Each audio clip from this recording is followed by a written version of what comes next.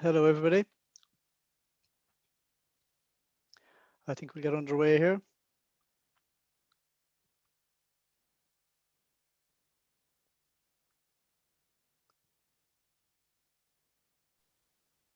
Yeah, you're good, John. David, we're good to go. Welcome, everybody, to the Green Tech SkillNet event this afternoon, building onshore wind, the implementation plan based on the 70 by 30 series of reports. I was attending the IWEA conference this morning and listening to John Sweeney of Maynooth on the science of climate change.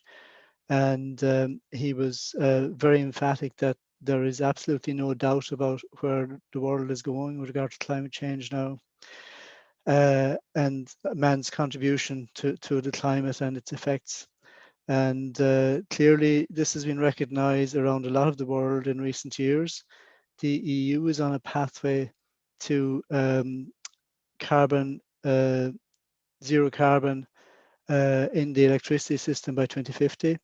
And Ireland as a member state is obviously on a similar trajectory. But maybe before we look at where we're going, let's look back a little bit and see where we've come from. I've been in this industry for the last 25 years. And today I'm working with Bordemona as Alternative Energy Manager with Bordemona Power Gen Development and representing the company on today's webinar. But in my earlier career with the company, I was involved in managing the first wind farm in the country in Bellacorrick, and that goes back just around 25 years. But I do recall shortly after that, in the early noughties, even though we're looking at a substantial target for renewable energy now, we actually had a moratorium on the connection of wind energy to the system because of the system's ability to take capacity like that. So it's a huge change now to see Europe and Ireland going for carbon neutrality by 2050. And there's been a number of stepping stones along the way, if I call them that. Our 40% target for 2020 seemed like a huge challenge 10 years ago when that was started. And now we're looking at a 70% target by 2030. And maybe just to address that 70% target for a couple of minutes, and where it arose from. I know that some of the people that are on the panel today and other people in IWEA were quite instrumental in actually getting that 70% target in place. Back in, I think it might have been 2017 or 18, there was a lot of discussion in IWEA about what targets we as an organization should be seeking for 2030. And originally we'd been looking maybe at something was 55% appropriate. But a team of people got together, started looking at what could be done, and put a lot of good, sound information together, and came up with the realization that we could actually achieve 70%. And Baringa subsequently carried out a report for IWEA, which demonstrated that 70% was achievable. Subsequently to that report fed in very significantly to government targets. And I would also compliment the government and the department in doing that and actually setting an ambitious target for 2030 of 70% renewable electricity. And following that Baringa report, there are 4 other reports on implementation of 70 by 30 that have been prepared by IWEA. There's a saving power report, a saving money report, building onshore wind, and there's also a building offshore wind report that will be out in the next week or so. So those are all part of the implementation of 70 by 30. And when you consider we're at 2020 at the moment, and the typical project development timeline for a wind farm is of the order of a decade and can be more, you have to realize that 2030 isn't that far away, and it's only one cycle of wind farm development effectively. So time is short for the task in hand. And what the webinar today will look at essentially is it will look at how we can actually get to 2030 and deliver that 70% target. And we will have 3 excellent speakers today. David Connolly, the CEO of IWEA, will address planning issues. Paul Blunt, Portfolio Director with Quilta, will address the grid-related issues, and Bobby Smith, Senior Policy Advisor in AWEA, will deal with market-related issues. And when I say planning, grid and market, they're the issues that have been raised in the implementation report, Building Onshore Wind. And that report identifies a number of policy improvements across those particular areas that will assist, and I believe actually be instrumental in delivering the 70% renewable electricity by 2030. So just in terms of the format for this afternoon, each presenter will take approximately 15 to 20 minutes. I think they will be using slides, so they will guide you well through the process. And we'll have a question and answer session at the end, and also a panel discussion. And along the way, there will be a couple of Slido polls as well, maybe just to give a bit of interest to the session as well in terms of what people's thoughts are. So at this stage, look, I'd like to hand over to our first speaker, David Connolly, the CEO of the AWEA. So over to you, David. Thank you.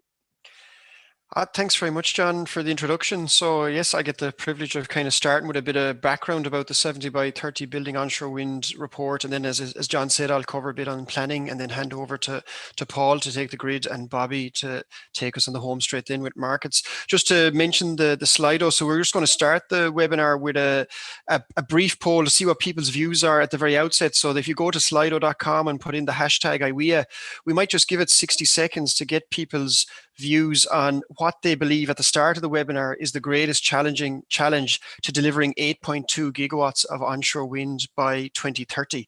So if you want to take 30 seconds, maybe just go to your phone or your desktop or onto a browser and put in the hashtag AWEA at slido.com.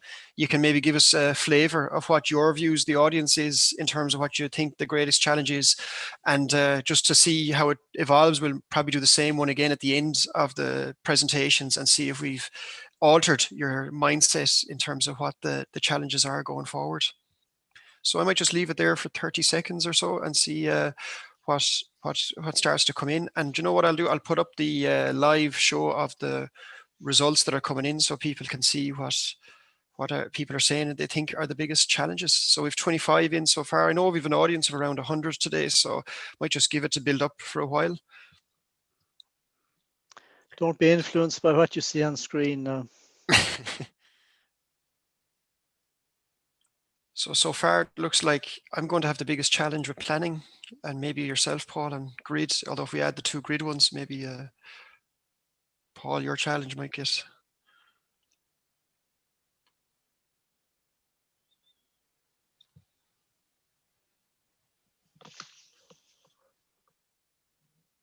Interesting. So they're still coming in.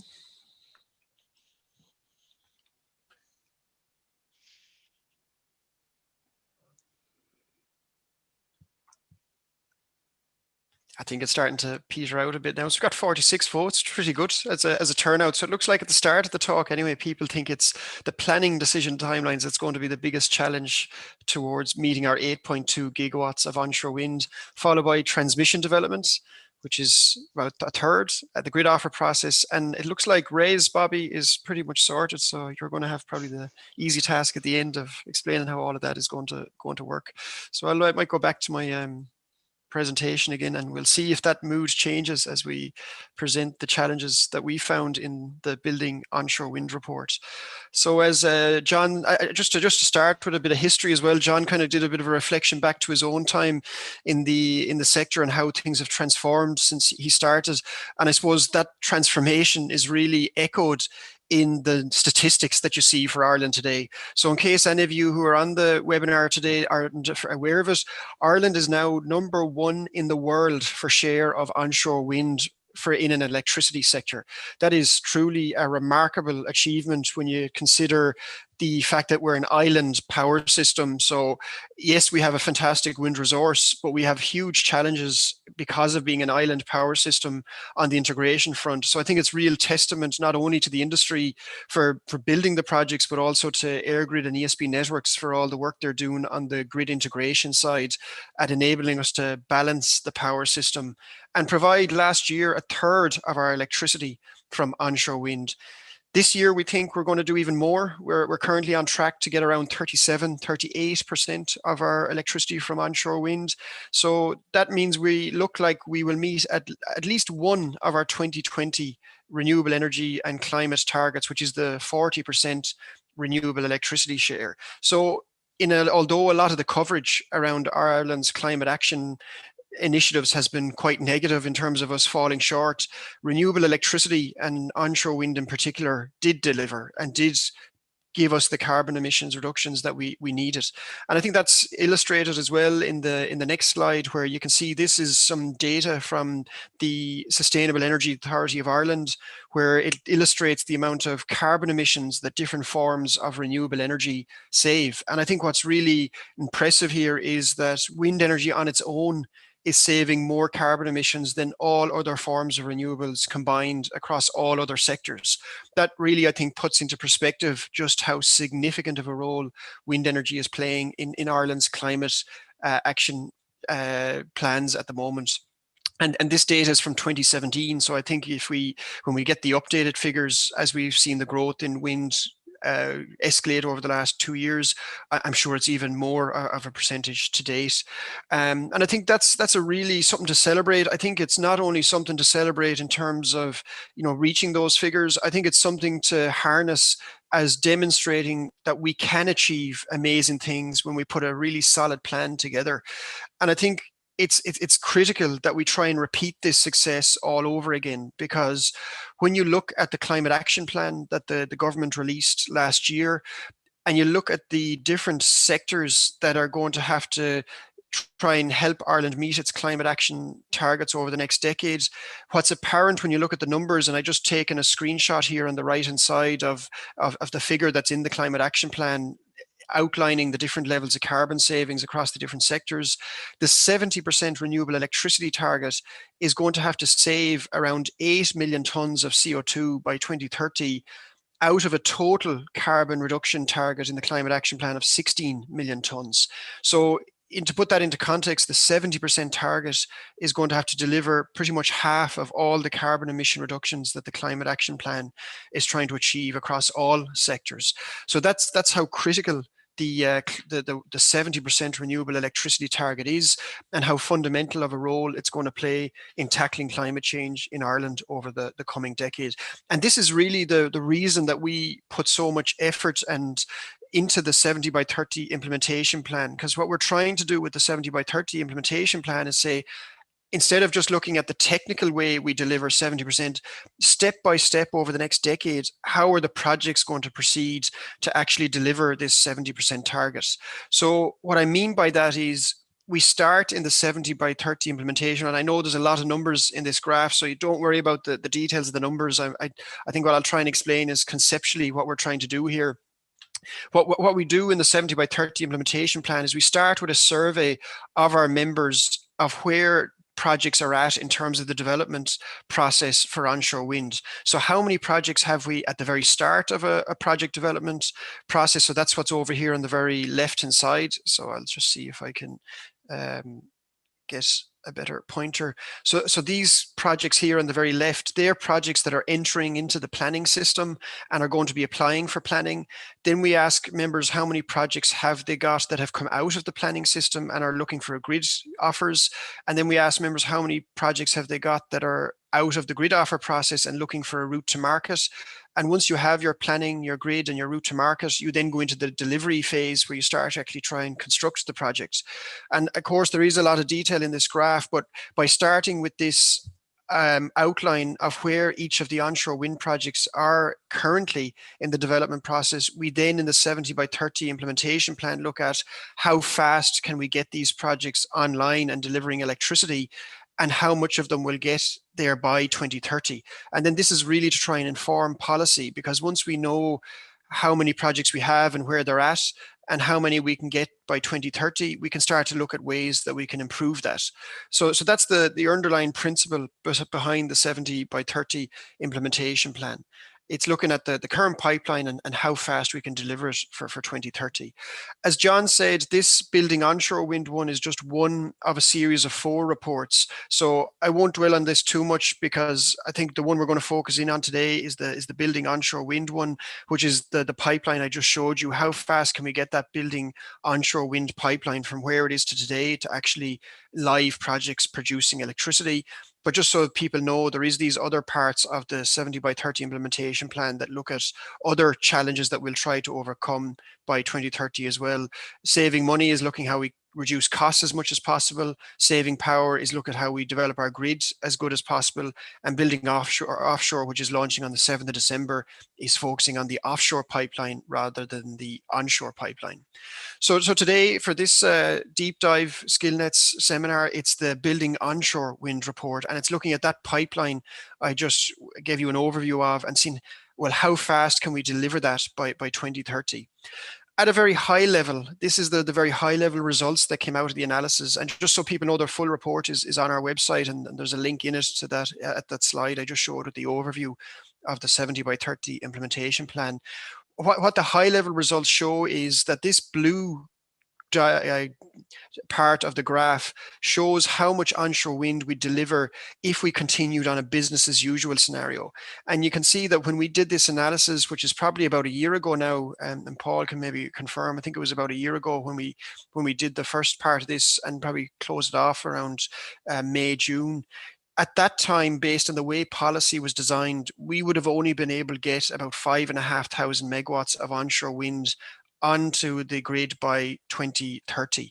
That's up from a capacity installed today of around 4,200 megawatts. So that's an additional 1,300 megawatts that could have been added to the grid over the next decade in a business as usual context. So of course, that's a long way short of the target of 8,200 megawatts. So there's this gap that exists between where we want to be in terms of the trajectory that we want to be on, and the climate action plan target that we want to meet, versus what a business as usual scenario was going to deliver.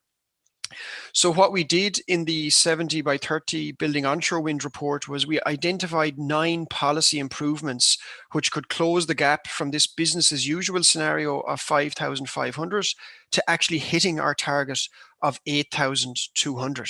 And today on the seminar, we're going to bring you through across planning, grid, and route to market what those policy improvements are and how we believe they could be progressed to try and make sure we close this gap as much as possible.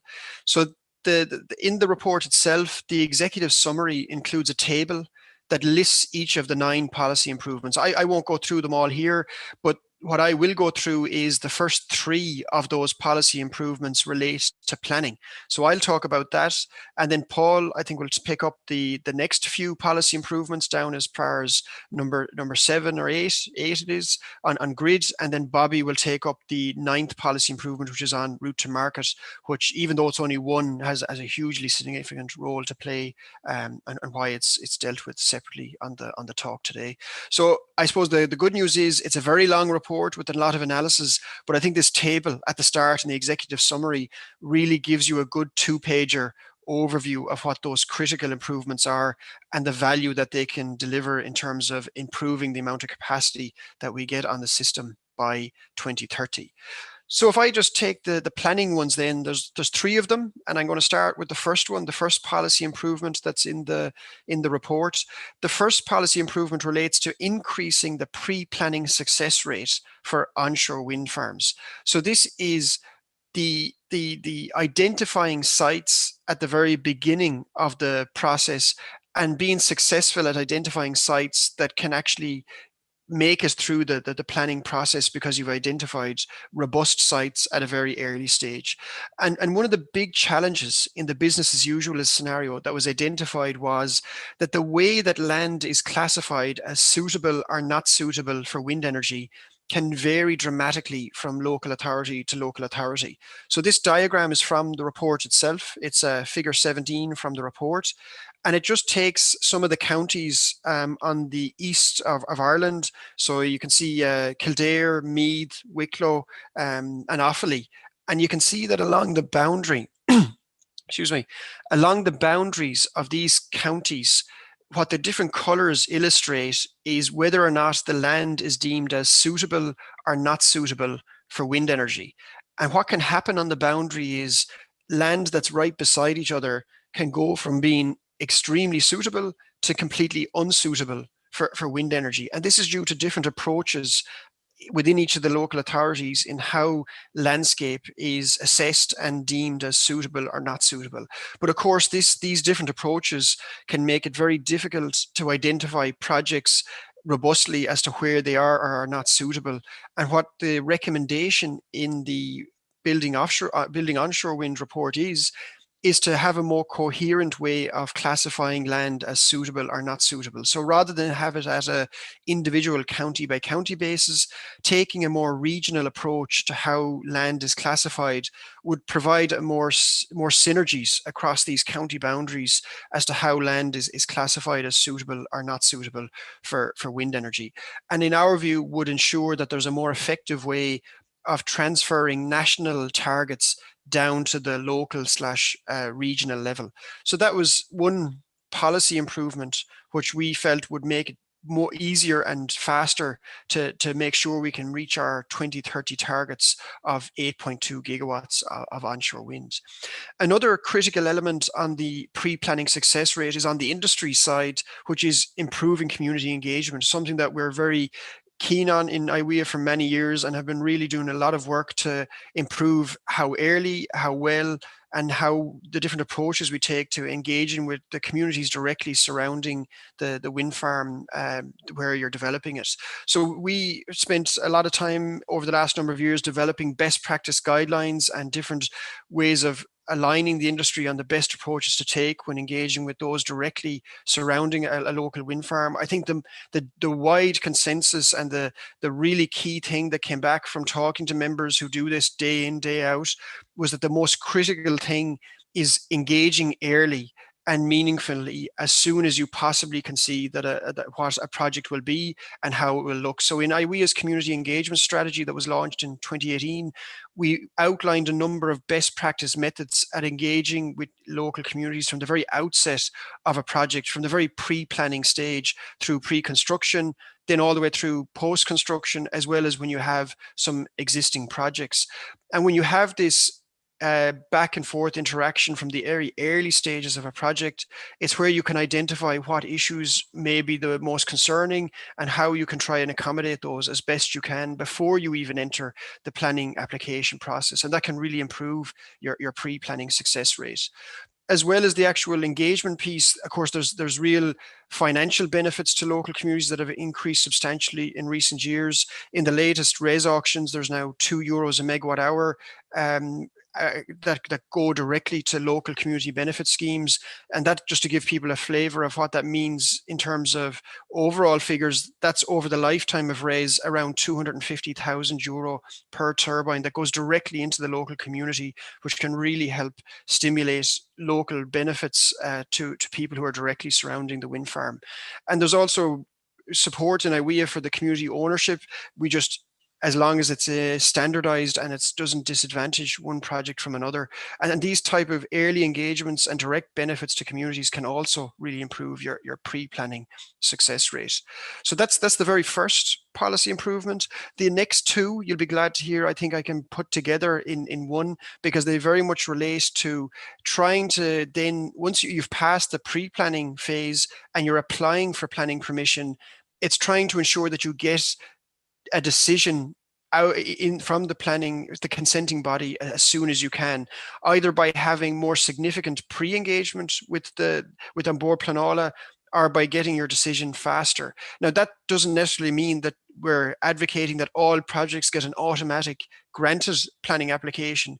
It's that you get a decision as fast as possible, because it's once you know if your decision is yes or no, that's when you can decide what to do next with your project. Of course, we'd like to get as many successful applications as we can, but the policy improvement here is just getting the decisions as fast as possible, because that enables you to decide how to next progress your project. And I suppose to illustrate why getting more significant pre-engagement with On Board Pleanála, or decisions from On Board Pleanála faster, is so important.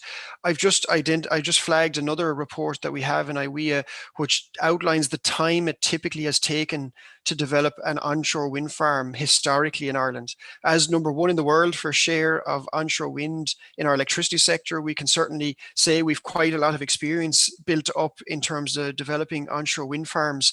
And this report that we launched back in 2019, it just outlines the different stages that an onshore wind farm has to go through.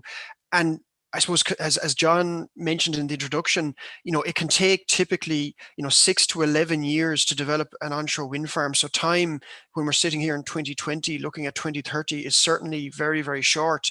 But when you go into that 6 to 11 years in a bit more detail, the planning phase can take anything from 4+ years to get through. So that's a really significant chunk of that time. So any way that we can make that planning process more efficient and more streamlined is really going to help with the overall time that it takes to develop an onshore wind farm.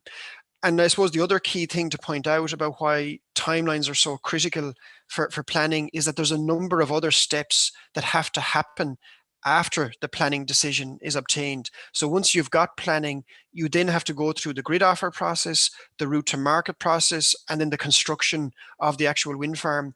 And this is really critical to highlight, because it means that the planning, you have to be successful in planning at the very, very, very soon if you're to have any chance of meeting your 2030 targets of delivering a project. We effectively need projects to be getting planning in the next 3 to 4 years at the latest, so they have enough time to get through the other steps in the development process. And that is why more significant engagement, pre-planning and faster decisions through the planning process have such a significant impact on improving the amount of onshore wind that we can deliver by 2030. And that's what recommendation 2 and 3 are in the Building Onshore Wind report. It's looking at how we can have more significant pre-engagement with On Board Pleanála and how we can improve the timelines for decisions. In our business as usual scenario, when we looked at historical timelines for decisions, it ranged from 32 weeks for SID applications with the board up to 89 weeks when there was a JR referral for decisions. And that's a long way off the statutory objective of 25 weeks for planning decisions to be made. So if we could give additional resources to On Board Pleanála and improve the efficiency of this decision-making process and get it as close to, as possible to 25 weeks, there's significant improvements that can be made there in terms of getting more onshore wind delivered by 2030. So look, I think that I hope that gives you a flavour of the background to the Building Onshore Wind report and some of the planning improvements that we think could be really helpful in terms of improving the amount of onshore wind that can be delivered by 2030. At this point, I'll pass, I think, on to you, Paul, to take us then into the grid improvements that were identified in the Building Onshore Wind report. Very good. Thank you very much, David. And hello, everyone, and good to be here. Yeah, so I'm going to talk us through, if my IT works, hopefully people can see my screen. Yeah, I can see it, Paul. Yeah, we're up and running now. Yeah, I'm going to talk through kind of the grid aspects of this body of work. So I'll just briefly cover again, I suppose the background to this. I won't over labor it, given that David has already closed it off. But yeah, this is a body of work, I suppose, that we've been working on within IWEA for about the last 1.5 to 2 years. And it's culminated in this series of 4 reports. So we've as David has mentioned, we've the Building Onshore, which is really about delivering the megawatts of installed capacity. Building Offshore is the same, but for the offshore sector, saving power is about how you integrate that power on the system, given that it's variable renewable, and saving money is about how you do it as cost effectively as possible. But one of the challenges we had in drawing up these 4 reports, in making them discrete reports, is transmission system development cuts across all 4 of the reports. So if we don't have enough transmission system capacity, you simply cannot build a lot of wind farms. The ones you can build, you'll have a lot more wasted power through constraints, because the network is simply incapable of carrying that power, and you'll have a lot higher cost for consumers, because when generators are bidding into auctions, they have to incorporate the cost of all that lost power in the bids that they prepare. So the transmission grid development is a really, really key enabler of this entire plan and cuts across all aspects of the reports. And that'll be kind of a heavy focus of what I'll be kind of going through in this presentation. In terms of the four key grid asks or grid policy improvements, I've kind of got a traffic light system in terms of where we are today. So the first one was the grid connection offers, and I suppose as we were developing this body of work, we were also engaging with various stakeholders and informing them of some of the early insights. And like, to be fair to CRU and TSB and EirGrid, this kind of Stuart Coleman's team there in CRU, there was really good engagement with all the team there, and they actually did what they came up with was probably more effective than some of the solutions we were suggesting. So there was a really great piece of work done by the regulator in introducing the new ECB 2.1 to 2.3. And I think on the regulatory side as well, there are specific incentives now on the SOs to deliver those connection offers in a timely fashion to support timely delivery of the projects. So I would say that's an area where, as of today, we're in very good shape. We probably just need to make sure that it doesn't stop when we get to ECB 2.3. We'll probably need to see more batches following that. But in terms of a traffic light system, that's an area that today is probably in quite good shape. The next ask related to grid connection long stop dates. So what we found when we analysed the pipeline coming through the process, if you want to have competitive auctions, it is hard to get a volume of projects to an auction, and if the long stop dates and the grid connection offers are too short, you effectively bid into one auction, and if you don't win, you get timed out and you're almost back to the start of the process again. So we were advocating for slightly longer long stop dates so that if you lose in the first auction, you get time to come back and bid in a second and possibly third auction. So I think that would have been partially taken account of in the ECP decision. But it's maybe a little bit short of what we were asking for. I would say that's not an urgent issue today, and it's probably an easy one to fix if it becomes clear that that is a problem and is, say, unnecessarily obstructing competition in auctions. So I've kind of got that in an orange flag status, but it's probably an orange flag that could relatively easily be turned to green when it becomes clear that that needs to happen. The next one is, as I said, is probably, and I'll slightly disagree with the audience and say, for me, this is the biggest challenge, but I'll agree with the audience insofar as, planning decision timelines also feed into this. So we'll maybe allow that there was, that might have been informing the planning decision feedback. But like, to me, this is probably, of the 9 things that we're looking for, it's the one that is very difficult to do. I would say, all the right people are saying and trying to do all the right things. And in terms of current status, I suppose, the PR5 decision isn't fully confirmed yet, but in the main, it seems to be moving in the right direction. We did have some feedback on the draft determination on that that we think should be taken on board, but it's, generally speaking, seems to be moving in the right direction. And I'll come on to that maybe a little bit more detail later. And we know that EirGrid are working on a roadmap in terms of how they create sufficient transmission capacity to meet the needs of the 2030 system. So it's work in progress, but I've kind of got that flagged orange because it is work in progress and there's lots more to be done there. But what I would say is, even if that was fully resourced and everyone pulled together as best they can, this is still a hard one to crack. So that's kind of why even though I suppose on the work streams, I've got that categorized as orange, I think overall it's still, a red flag in terms of being the biggest challenge to delivery. And then the last one relates to the shallow connection delivery. So this is really about, from the time developers make their second stage payment and you're looking to actually deliver the connection assets, it's how quickly can those assets be delivered. And what we found with this is it's really critical to meeting, in particular, the nearer term interim targets within the National Climate Action Plan. So under the governance directive, there's key check-in dates, I believe, in 2022, 2025, 27 and 2030.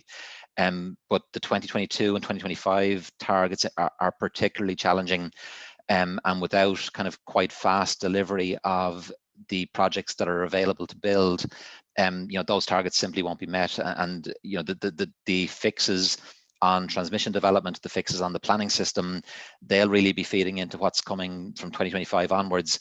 But the the speed of delivery of what's already available to be built is critical to hitting those earlier targets.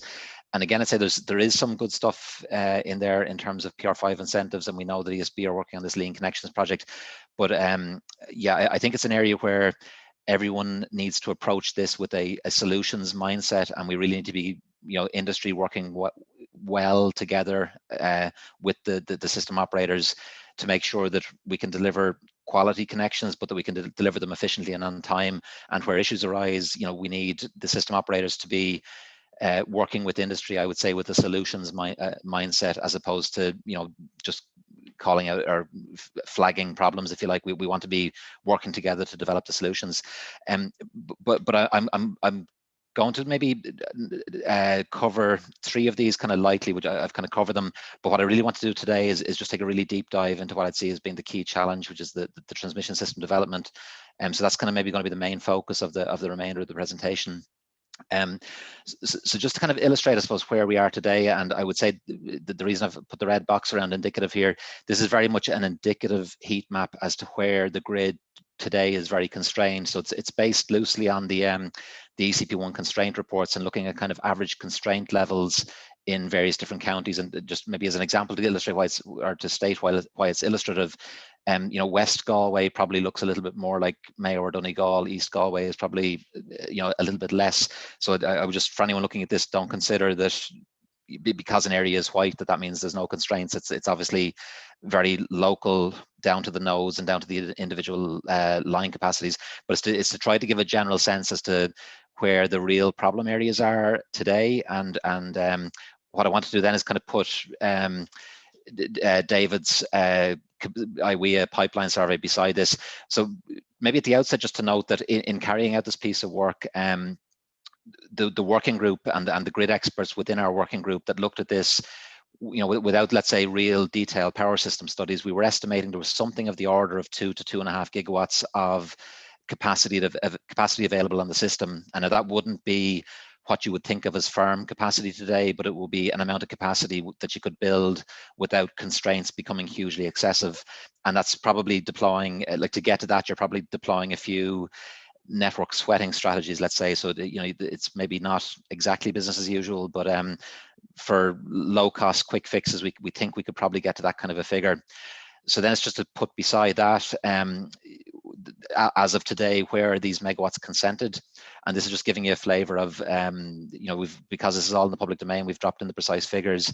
But you're looking at 200 megawatts up in Donegal, 200 megawatts in Mayo, you have 275 in the Midlands, and I would say that the consented megawatts, a good portion of those are already considered in this constraint map. So this is just to give you a flavor of, I suppose, where the megawatts are today with planning permission. And then if you look at the megawatts, and this is going back to June 2020, as a data freeze date on this, there's a good few more megawatts starting to emerge that are already in the planning system as of June 2020. I think even some of those might have been consented since then. You've again more megawatts in Donegal, which is one of the more constrained areas, and you've got some megawatts coming through down in Cork and Kerry. But if you look at then the next phase, so this is the megawatts that are, let's say, at advanced pre-planning. So these are not fully in the public domain yet, but they're in development, and they're relatively advanced development. And it's again just looking at where these concentrated around the country. And again, you're seeing more megawatts in advanced development in Donegal, some more in Mayo. Again, all highly constrained areas. Leitrim, Cavan, Roscommon. And again, the Midlands, more and more starting to come into the Midlands. And then when you go to the future, like early stage feasibility studies, again, you're seeing a lot of potential for development in Donegal and Mayo, but to some extent they're probably not being taken forward at the moment, in part because of an awareness that this is such a constrained area. It might be difficult to realize projects, but there's a lot of development potential being identified in those areas.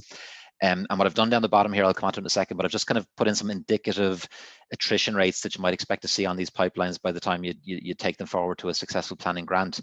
But the key message I want to kind of get across here, so that there has been some discussion that one of the ways to tackle this problem is to try to prioritize the parts of the grid where there is capacity, and let's do that, and that'll solve our problem. But what this clearly shows is that the areas that have capacity, they're going to fill up anyway.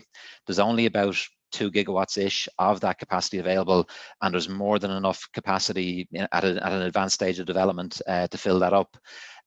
So, prioritizing where the space is today and trying to put projects in those locations only and forget about the areas that are constrained, you just simply you won't get enough projects built. So that's maybe the key message I'm trying to deliver here. Maybe the last point I'd make on this is just to note, probably there's less megawatts on the onshore side in development in the Wexford, Wicklow, and obviously Dublin area for obvious reasons, up to Louth. There's less happening in those counties, but when you look at the building offshore wind report, that soon gets filled up as well. So the key message here is we're trying to put double the amount of renewable capacity on the system in the next 10 years as we did in the previous 20. And the system as it exists today simply won't be able to cater for that. So there's a real challenge here, and there's a lot of pretty rapid action required to tackle it. So just kind of brings me on to maybe, how much space do we need to create? So how much work is required, and how big is the challenge here? So like starting, as I say, with our estimate, and it's only our estimate of what's available today being something of the order of 2 to 2.5 gigawatts. We know that the onshore wind target for 2030 is 4 gigawatts. So that immediately points to a shortfall.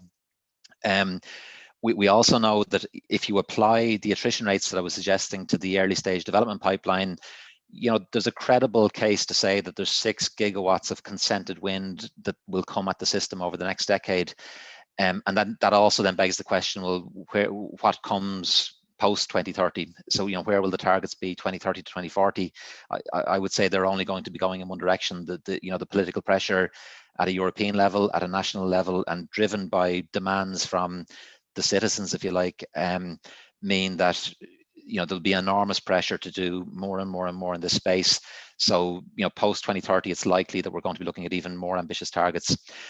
So what that tells me is, we really should be thinking about trying to design and consent sufficient grid capacity for at least 6 gigawatts over the next decade in onshore wind. So the offshore is let's say a separate discussion and a separate piece of analysis. And what that does, or if we can do that, it'll do two things for us. It will support greater competition in the period to 2030, which will drive down prices for consumers, because you'll have more projects, let's say, that are in feasible grid locations able to bid in and compete against each other. And the second thing it does is it effectively provides you with an option fee for the decarbonisation of the system post 2030. So, if we don't take the steps now to design the system to take at least that kind of capacity, then when we get to 2030, the solutions that we'll need for further decarbonisation will probably take 10 to 15 years to implement. The second part of it, I suppose, is like that's the development expenditure, which is, let's say, modest cost. Actually building the assets is where the much greater cost is. And what we would suggest there is that there will be time, and with good engagement between industry regulators and system operators, you can build the certainty around where the projects will actually emerge over time as time goes by, and make the decisions as to exactly where you want to spend the more significant sums of money building the assets as you get greater certainty on where the pipeline is ultimately emerging. So I suppose, where are we today? And unfortunately, I would say as of right now today, it's fair to say that there are not sufficient transmission system capacity projects being advanced. And what that means is, if we don't change that, we're going to be very short on the 2030 targets. We'll have very, very little capacity to support any subsequent increase in ambition post 2030. And whatever we do build from now to 2030, so let's say that the projects that are feasible will be more expensive, because they will be seeing higher constraints, and that'll have to be factored into the bid prices that people put in auctions. So that will be the consequence. If we don't take action on this, that's what I would see as being the consequences. And we put a bit of analysis into this in the onshore wind report, and the details are all available in the report. But if we kind of went with, let's say, something like a business as usual, probably not quite business as usual, like this is not doing nothing, but it's let's say evolutionary improvement on the existing approach, as opposed to a more revolutionary improvement. You're probably looking at this as a shortfall in each of those kind of key target years. So what we did in the analysis is we effectively implemented all of the other 9 policy asks, but we removed the transmission system improvements to see to what extent do we fall short, and this was the result we got. So we were looking at 1,750 and probably 1,750 to 2 gigawatts that we would be short by 2030 in onshore wind if this issue isn't tackled. So like the purpose of the report really was, I suppose IWEA lobbied for the target and we put it forward as a credible thing to do. So we would have felt that we had a responsibility to step up and set out in some considerable detail, exactly what we think it is needs to happen in order to get there. And I've possibly slightly clumsily grouped these together just in the interest of trying to summarize them.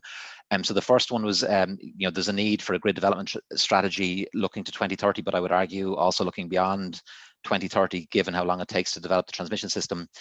And I suppose EirGrid have the primary responsibility for this. We know they're working on it and they're working hard on it. But what we think this needs to deliver is first of all, there needs to be a lot of engagement with the industry, and that is happening, but it probably needs to happen even more and more. So we need to be, and there's a responsibility on industry here as well. So we need to be giving EirGrid as much visibility and as much certainty and as much evidence to support where we think the projects are going to be emerging, so that they can get a sense as to where the system needs will be the greatest. But that's certainly a key part. It has been happening, and we need to keep doing it, and we need to do more of it. The strategy needs to show how we can create a lot of space quickly. So there are some solutions that will take a lot of time. There's others that are faster. We actually need to do both. We need, in order to meet the needs of 2022 and 2025. We need to be doing the things that can happen very fast to meet the needs of 2030, and shortly after 2030, we need to be doing the things that take more time. We need to consider that, I suppose, consumers will demand that, that the cost of this transition is kept at a reasonable level, and that means we need to have competitive auctions. And if we only build the system to be barely enough to reach the targets, then effectively every project that's able to build will have to build, and competition gets eroded. So, in considering where we need to be making the development expenditure to design and consent the network improvements, we need to consider that has to support competition in the market. And if it doesn't, then prices will be affected, I suppose. As I've mentioned already, it needs to consider the longer term needs. So, we know that some transmission system projects will take more than 10 years to deliver, and they will definitely be needed, immediately after 2030. So we need to be working on those things now as well. And I know that this is something that EirGrid are super conscious of, and Mark Foley has spoken about it a lot. Ultimately, we need to find a way to try and bring people with us. And that means doing best in class community engagement. We need to communicate the benefits of the transition in the regions. So like I know the Northwest region is an area that's probably suffered more than most economically over the last decade or so. The developing renewables and unlocking this great natural resource in that area can be a huge economic boost to the Northwest region and to all regions, the Midlands as well. So developing these projects and developing the transmission grid to support them, can be a huge economic boost to those areas. And we need to communicate that to people. And we really just need to bring people with us, and we need to share in the benefits as well. So I know on the renewable side, we've spoken about the €2 megawatt hour benefit fund that the onshore wind projects themselves will be paying. I think there's probably an argument in terms of major transmission system projects that there should be associated community benefit funds there as well. And the last thing, I suppose, is it needs to manage risk. So we can't, as an industry, expect that EirGrid can race ahead and build everything everywhere and not consider risk. But I think by adopting an approach where you're relatively aggressive with the modest cost of designing and consenting the assets, and you're a little bit more cautious when it comes to the more significant capital expenditure associated with building the transmission assets, that's a kind of a way that you can manage the risk of stranded assets. But I think you'll probably appreciate from the earlier slides, the extent of the problem across the entire country is so great that it's probably fair to say that the risk of stranded assets is pretty low. But at the same time, we have to appreciate that the EirGrid and the regulators have a job to do in terms of protecting consumers from excessive TUIS costs. So we need to be smart about how we go forward with that.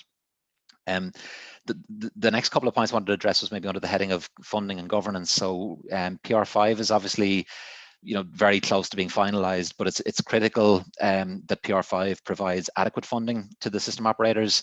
And I would argue that does need to include proper funding of community engagement activities and potentially community benefit funds.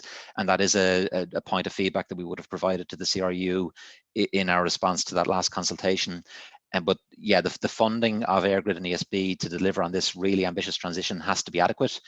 It also has to be flexible. So it's maybe to that earlier point, we need to be able to respond very quickly as the system need becomes more clear. So having a very rigid, inflexible funding structure that can only be changed every 5 years, that's not going to work. It needs to be flexible, and it needs to provide the right incentives.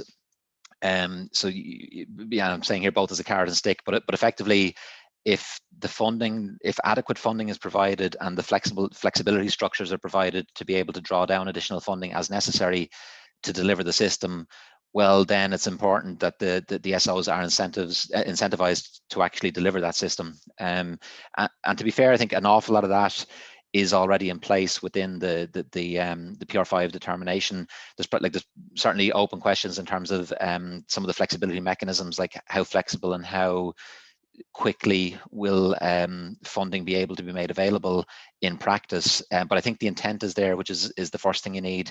And I think there's a willingness there to if roadblocks are identified during the process, to try and work quickly to fix them. So I think the intent is right, and it is difficult in practice to get this done properly. But I think we're starting from a good place, because I think all the key people are trying to do the right thing, and that's not a bad place to be.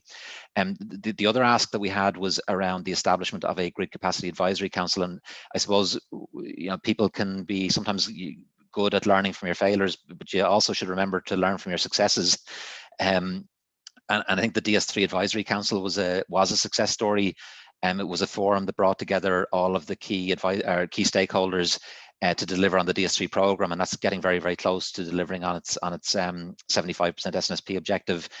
And that pulled together, ESB, EirGrid, NIE, Sony, CRU, the utility regulator Northern Ireland, and government departments and industry, pull them all together in a single forum to be able to solve problems. And there was huge challenges to delivering that program. And without all of those stakeholders pulling together in the same direction and being highly coordinated, that simply wouldn't have happened. And given the scale of the challenge that we face in terms of creating a transmission system capacity, a similar advisory council pulling together a very similar group of stakeholders, and you might even add one or two more to that, could be a very, very effective forum in which to remove the roadblocks to creating this capacity. So that's probably another key recommendation in our report, is that will be established. And I know that's something that is being considered and possibly might even be merged into a reconstituted or new version of the DS3 Advisory Council. The next point relates to technologies and investment signals, and I think the message here is, we will need to use every tool in the toolbox to solve this problem, and that includes existing technologies, so the very basics of line uprates, up voltaging, installing new lines and installing new cables. But we also need to look at future innovations, and we need to make this, we need to make the permanent adoption of network sweating strategies. That needs to become almost business as usual, and that includes dynamic line ratings, smart wire solutions, dynamic MECs, and possibly even storage solutions for congestion management. And some of these might be system operator initiatives. Others potentially could be developer-led technical solutions. And on the developer-led technical solutions, you need the right investment signals, so you need the right market design. And effectively what you're looking at there, and again, I know this is something that the SOs are already starting to think about, but the development of a congestion management system service is something that might send a signal to the market where effectively you can see a way to get paid for providing a congestion management service. So something like a long duration storage technology would be able to earn a reliable revenue from the service to justify a developer designing, consenting, and building it on the system. And the last point on investment signals was just around data provision. So it's really to say that it's maybe the other side of the information flow. So industry needs to be showing as transparently and as openly as possible where the projects are coming, but we also need to be seeing from the system operators as much detail as possible on where the projects or where the capacity on the system is and where it's going to be, and the status of the projects that are being developed to create more space on the transmission system. So the more open and better we get at sharing and transfer and sharing information and data, that allows everybody to make data-driven decisions, which is really, to me, the only good decisions, or in large part. So I think that's maybe a key point under, or the key points under technologies and investment signals. And the last point then relates to, on this slide, relates to implementation. And again, this is, let's learn from our successes. And EirGrid, in developing the 220 kV network in the southwest, would have established a regional project delivery board. That wouldn't have been the case for the northwest, and I suppose the southwest projects were delivered in a pretty timely fashion. And I think industry would probably agree that the 220, the rollout of the 220 kV network in the southwest could certainly be considered a success story. The northwest projects faltered. So what we were advocating in some of our submissions was the establishment of 6 regional project delivery boards that would line up with the 6 regions and the TES scenarios reports to really drive the delivery of the transmission capacity that's needed in these areas. So that's a kind of a key ask that we would have fed back to the CRU PR5 consultation response. Within the onshore wind report, we were also calling for the improvements to EirGrid's 6-step process, and in particular, we were looking for the increasing of resources on steps 1 to 5 and the establishment of dedicated project teams to drive projects through the 5 steps and bring them on the system faster. And the last ask here, I think, was the improvement of the IA process between EirGrid and ESB. And I believe, again, there's a lot of work being done at a very senior level between EirGrid and ESB to try and make all this work better. But I think that's going to be key in terms of getting these assets delivered in a timely fashion, because it requires EirGrid and ESB working very well and very closely together. So that's a summary. The last couple of slides, I suppose, they were more under the heading of a thought piece in our Delivering Onshore Wind report, and it relates to I would say dispatch down uncertainties and impacts on auction pricing. And just to illustrate this, I've taken a very, very simplistic analysis of a single 110 kV line and look at what happens on it when you add more wind to the system. So effectively, this is looking at a line where you're starting out with about 170, 180 megawatts of capacity on the line. So the first 170, 180 megawatts of wind that you build will see no constraints. But as you start to add more capacity to that line, you'll see constraints gradually start to rise. Now, the first thing that's quite interesting here is you can add quite a bit of capacity before constraints start to become very material. But at a certain point, it's like a hockey stick effect. At a certain point, you start to see an exponential increase in constraints. So I suppose in today's world, assuming the entire rest of the network is perfect and the only line you're worried about is this single 110 kV line, you would say that there's 180 megawatts of firm capacity available in that line today that could be allocated. One of the things that we're suggesting is, can we soften the definition of firm, because that would allow more firm access to be granted to projects that come out of the system. So if we allow that, a certain percentage of constraints is relatively low impact or immaterial, and very likely the solutions to that 1% problem are far more expensive than simply accepting that 1% of the energy gets wasted. So if we soften the definition of firm, you can allocate much more firm capacity and you'll have fewer transmission system reinforcements. But what you see after that is small changes can have quite a high impact on the constraint levels. So if I'm bidding into an auction today and I'm looking at constraints of maybe 3% in that location, I'm trying to forecast in the next 25 or 30 years of my project life what's going to happen to the constraints on the system. So the fear is 3 years later, one more 50 megawatt project arrives, it bids in 8% constraints into its financial model, it's happy, but it has now driven your constraints up to 8%. And that presents a huge challenge, because it's very, very hard for an individual project to say anything particularly intelligent about what might happen a few years down the line in terms of new capacity. So it's a very, very significant uncertainty. And when developers are bidding into res auctions, trying to grapple with that uncertainty and trying to figure out how you evaluate that and price that risk, it's a huge challenge. So I think, sorry, I may have made some of these points already, and I'm struggling to see my screen because I've got.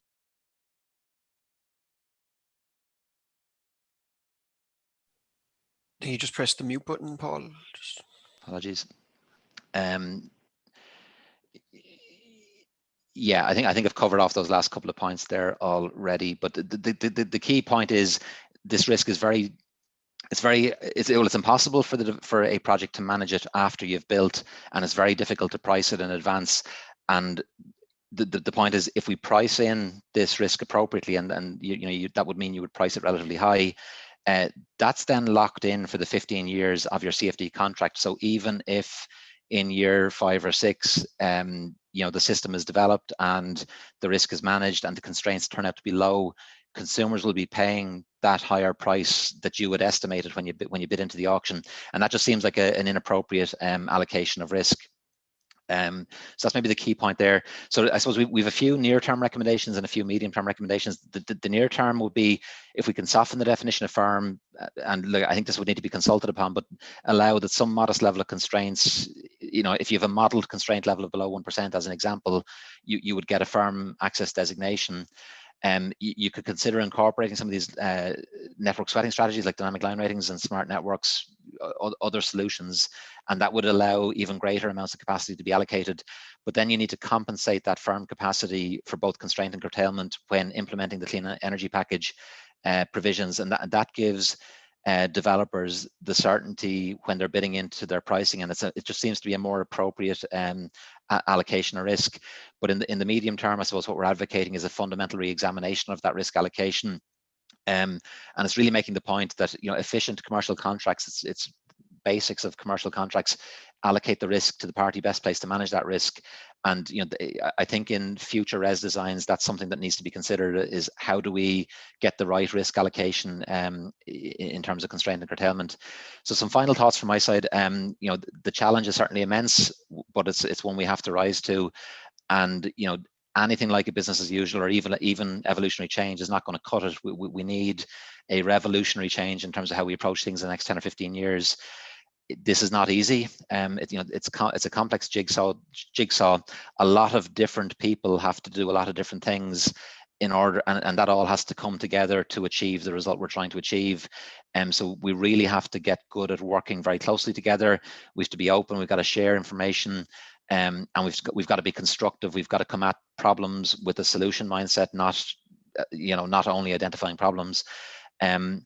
And the last point is just to say, look, 2030 is not the finish line. We're looking at a need to fully decarbonize the power system in the medium term, and I'd say not long after 2030. That's what we need to be aiming for, and that means we need to be working on the solutions with that in mind right now, because some of these things take a very long time to deliver.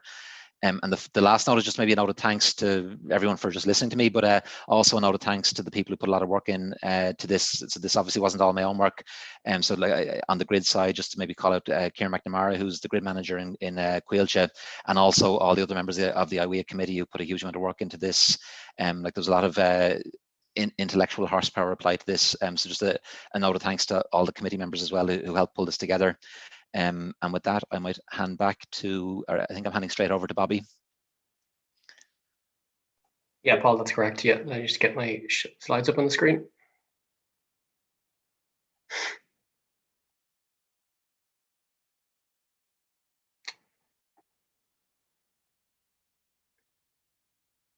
Okay.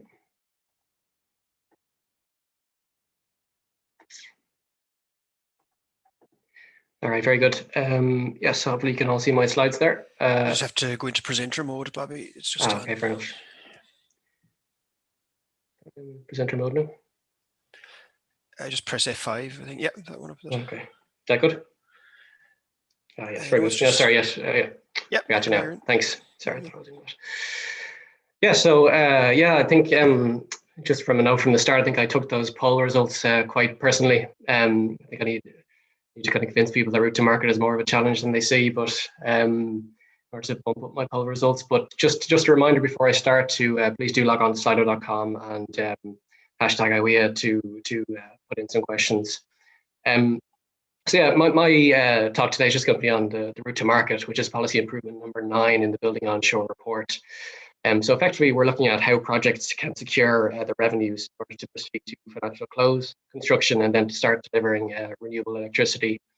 There are 2 primary mechanisms today by which renewable projects can proceed can secure route to market. That's RES or a corporate PPA. So the RES, or the Renewable Electricity Support Scheme, is the government-backed 15-year contract, essentially, that renewables can compete for in auctions. This is what is essentially supported by the PSO levy. The other mechanism is the corporate PPA structure, whereby a renewable project contracts with a large corporate entity, such as a large energy user, to supply electricity over a certain time period for a certain price. There is another route to market, which would be projects proceeding just solely via merchant basis, where they solely rely on revenues from the market. But this isn't what we see as a feasible approach at the moment, just considering the volatility in the market and the lack of kind of price certainty and kind of exposure to price volatility over kind of the length of the project. Just move to my next slide. So yeah, David and Paul have already taken you through the 8 policy improvements up to grid delivery. My focus will just be on policy improvement number 9, which is route to market, as I've already outlined. And while this is kind of the last policy improvement in the kind of list, it's not necessarily so in terms of timings. Route to market would occur before grid delivery, and it would occur in parallel with some steps such as transmission development, which as Paul has outlined is a really critical challenge that needs to kind of proceed in parallel with a lot of other steps and kind of needs more proactive kind of footing than it has at the moment. So just moving on, just kind of to touch on how we model this, we kind of took a different approach to modeling the kind of impacts of the route to market. So essentially, where in other kind of in other policy improvements, we built on kind of the positive impact that the policy improvement would have in terms of additional megawatts energized each year. And for the route to market scenario, we took it from a business as usual assumption from the start that there was a fairly healthy route to market avenue for a lot of projects, such that 66% of the onshore wind projects that have planning and a grid offer can proceed to route to market each year. And we based this on an annual assumed competition ratio of 1.5 in RES auctions, which meant that 66% of the projects that competed were successful and could proceed to financial close and construction. So that's a pretty competitive ratio in RES overall. What we then did was assess the impact if there wasn't this opportunity for 66% of projects to proceed. So essentially, if there was a route to market failure, i.e., for instance, no further annual RES auctions or a viable CPPA market going forward. And why we did this was based on essentially 2 concerns we had, which was that while there's uncertainty around future onshore RES auction timelines, and there's uncertainty on the feasibility of the volumes possible under the current corporate PPA structure and kind of incentive mechanism. So how we can show this impact is essentially if we took all other 8 PIs and implemented them, which is essentially get you and took a scenario where you got to 70% RES-E and then removed the route to market aspects. So essentially included a route to market failure, for instance, no RES for onshore wind beyond RES 1, and this corporate PPA market being limited to 100 megawatts per year. You can see in this graph that the impacts are really quite severe. So we took milestone years of 2022, 2025, 2027, and out to 2030. And the impact by 2030, if you fail to provide a route to market, is just over 2.8 gigawatts of onshore wind that doesn't deliver. That's a huge shortfall against the annual target, the 2030 target. So quite a significant factor that we need to get right. And what I'm really trying to show today is that regular and well set out RES auctions in parallel with an active corporate PPA market are essential in order to get projects on the ground for 2030. And more so than ever, the onshore wind, the need to kind of secure a route to market for onshore wind highlights the importance of onshore wind to the interim targets. So the Clean Energy Package requires Ireland to meet interim targets of 45% RES-E in 2022, 53% in 2025, and almost 60% in 2027. You can see the starting point where we are today, and the 70% RESI target is the green line. This is based on EirGrid's median demand scenario out to 2030. So you can see that RES makes up quite a bulk of the new capacity and renewables we need to get to deliver 70% RESI. But there is still a fairly substantial corporate PPA segment to that as well. And just considering that the Climate Action Plan and the Programme for Government have quite ambitious offshore wind targets, there is quite a kind of lead time to get those, to kind of develop offshore wind and get those projects in place for 2030. So it's really onshore wind that's going to have to pick up a lot of the kind of slack in the early years, and particularly for those interim targets, onshore wind is going to be really crucial if we are to kind of hit our interim milestones on the path to 2030. So just in the next slide, the issue that we are seeing is that there's just some uncertainty around future RES auction timelines. So I've highlighted just two kind of charts there. The first on the left is the RES high-level design paper published in 2018, which set out some potential RES auction timelines, and then compared against the Climate Action Plan 2019, which also set out some potential RES auction possibilities. So the two contexts in which these scenarios were developed were very different. So in 2018, for the RES high-level design, the kind of 2030 target was 55% RESI, but that increased to 70% in the Climate Action Plan in 2019. So when we look at how much is needed to secure the 13.5 terawatt hours that the RES is supposed to procure over the length of the framework, it's not exactly clear what the timelines are for upcoming auctions, which does just provide a bit of uncertainty to particularly the onshore wind industry about when those auctions will be and whether onshore wind will be able to participate. So while there is industry understanding, obviously RES 1 is obviously just taken place and was quite successful. There is understanding that RES 2 is being planned for late 2021, and it is fully expected that onshore wind will be able to participate in that, which is positive. But afterwards, it is quite unclear whether further RES auctions will allow onshore wind to contribute, and what exactly the volumes will be. It is also understood from communications from the department that there will be specific offshore wind auctions to 2025. So it's just some kind of questions about how those interact with potential onshore and solar RES auctions going forward.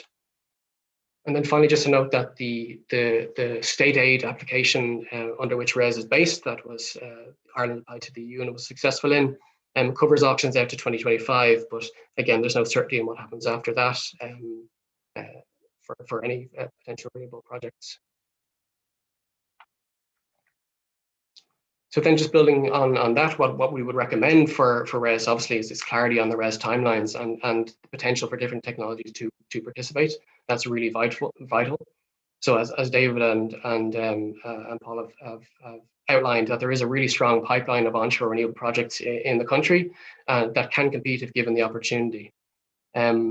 So while we're very cognizant that clarity for industry is very important, and our main recommendation here is for the department to publish a new RES auction timeline, which promotes annual RES auctions that are sized according to the volume of renewable generation. And we do have quite a lot of good information on the renewable pipeline, both for offshore and onshore wind, that can effectively size those auctions going forward.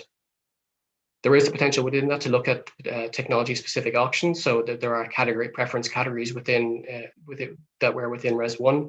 There's a potential to look at that going forward. As I mentioned, there's also scope for specific offshore auctions, but nonetheless, it is crucial that onshore wind has an ability to compete and a route to market option going forward for the next 5 years at least. And then just the last point there in that slide, this doesn't only fall on the department. It is important that other key stakeholders, not only industry, but the CRU and EirGrid support in developing the auction process going forward. And this isn't a massive kind of resource ask like something for transition development, but it is important that those resources are dedicated and the right policies put in place so that auctions can be secured going forward. Then just the other half of the kind of the policy improvement number 9 asks is corporate PPAs, and just put a bit of context on this. So the Climate Action Plan has a target of 15% of electricity to be supplied by corporate PPAs by 2030. That's quite a huge target when considered that that equates to approximately 2,000 to 2,500 megawatts of onshore wind. Considering what we have in place now in terms of renewables via corporate PPAs, that's probably about 10 times. We're probably going to need about 10 times more than what we have to achieve our 2030 target, at least in terms of corporate PPAs. Now, the primary consideration for a corporate when they are contracting with a wind farm is obviously price. They are businesses after all. They want to secure a good price for a long amount of time and have that kind of price certainty. But it's not the only thing. So they might accept a slightly higher price if it means they're protected against future price increases or future price volatility. So there is a mechanism of managing that risk in terms of signing a corporate PPA. It's also possible that corporates might want to meet corporate social responsibility. So there is quite a trend at the moment for corporates and shareholders to want to demonstrate green credentials. And there's no better way of demonstrating that than being able to kind of put more megawatts of renewable electricity on the ground and have those contribute towards not only your own energy requirements, but also the kind of society at large.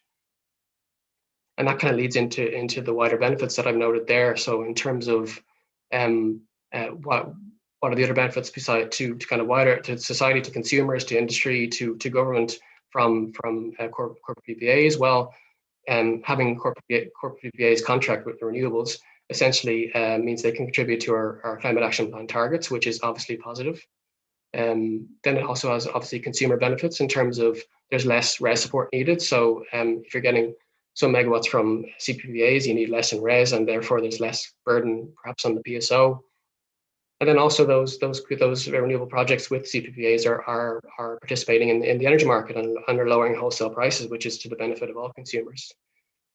The final point there I had is just attractiveness for FDI, foreign direct investment. So obviously there's a lot of data centers and IT companies active in Ireland, and the ability for them to contract with Irish renewables is obviously an attractive aspect to their businesses, and hopefully would attract more FDI into Ireland over the kind of near to long term. So then when we look at what exactly is kind of restricting the corporate PPA market in Ireland, there's a couple of barriers. So for instance, we listed just a few of those in the slides there. So in terms of commercial barriers, well, Irish renewables are competing in a global market with other renewable generation in other countries, which the hard fact is often cheaper, at least at the moment.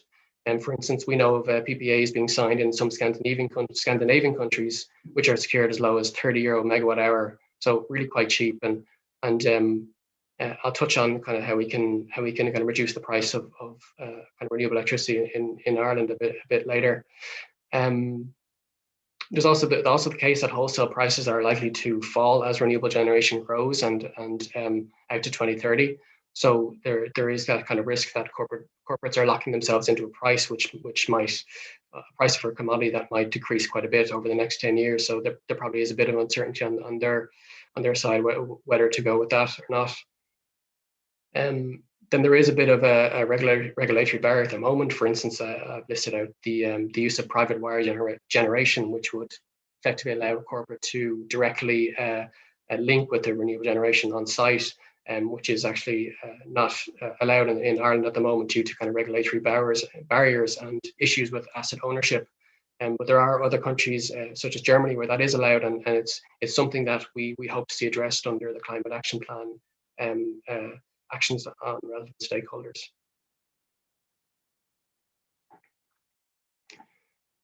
So then just looking at, it's quite clear that without changes to kind of how the current commercial and regulatory structure, that corporate PPAs are unlikely to have a big impact or take up in the Irish market anytime soon.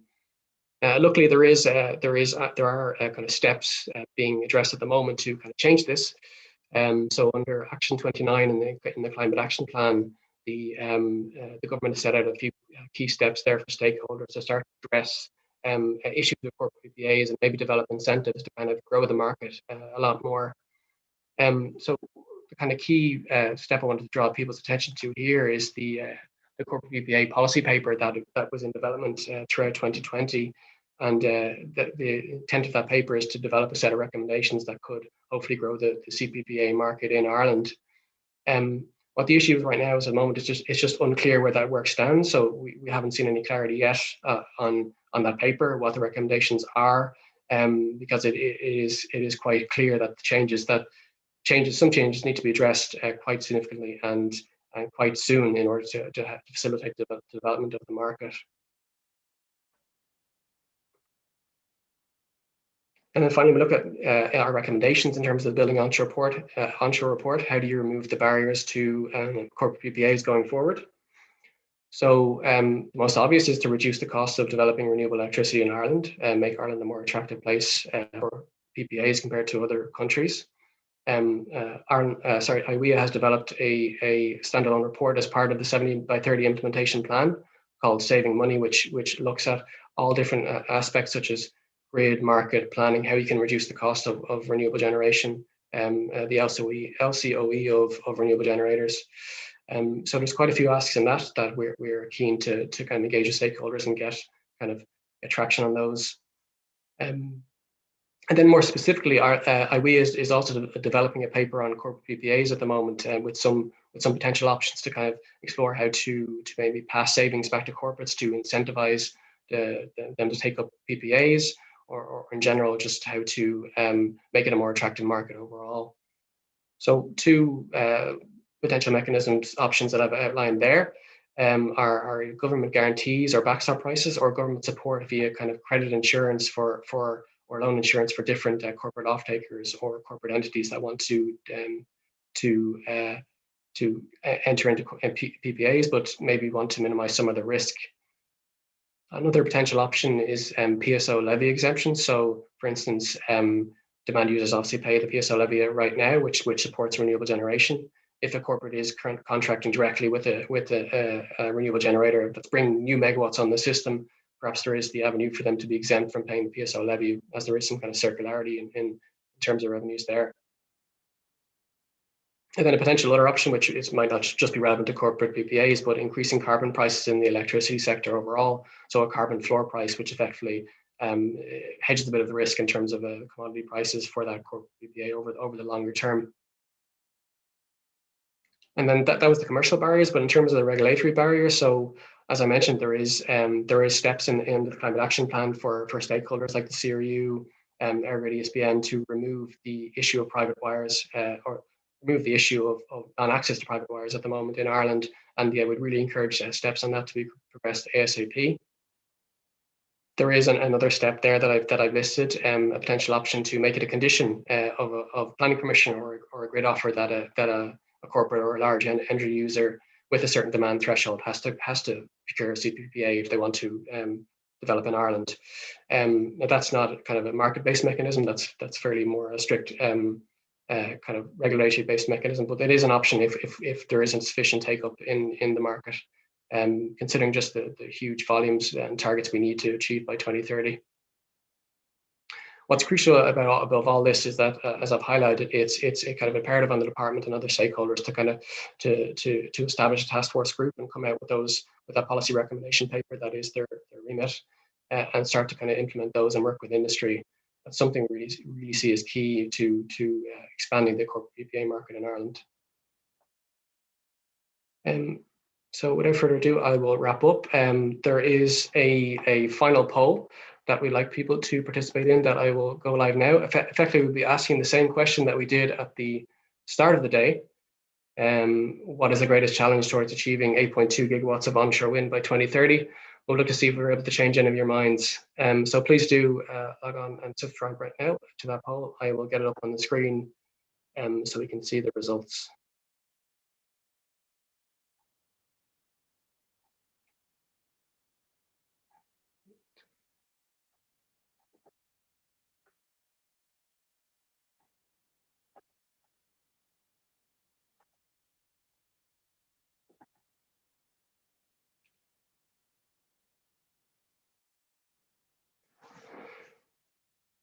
Okay, can everyone see that now?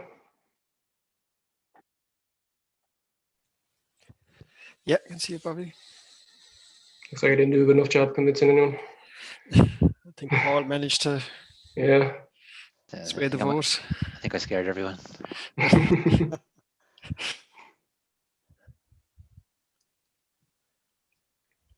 Maybe give it a few more seconds.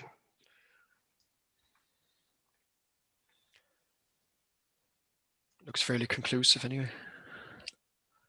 Maybe I'll wait for the mail-in ballots.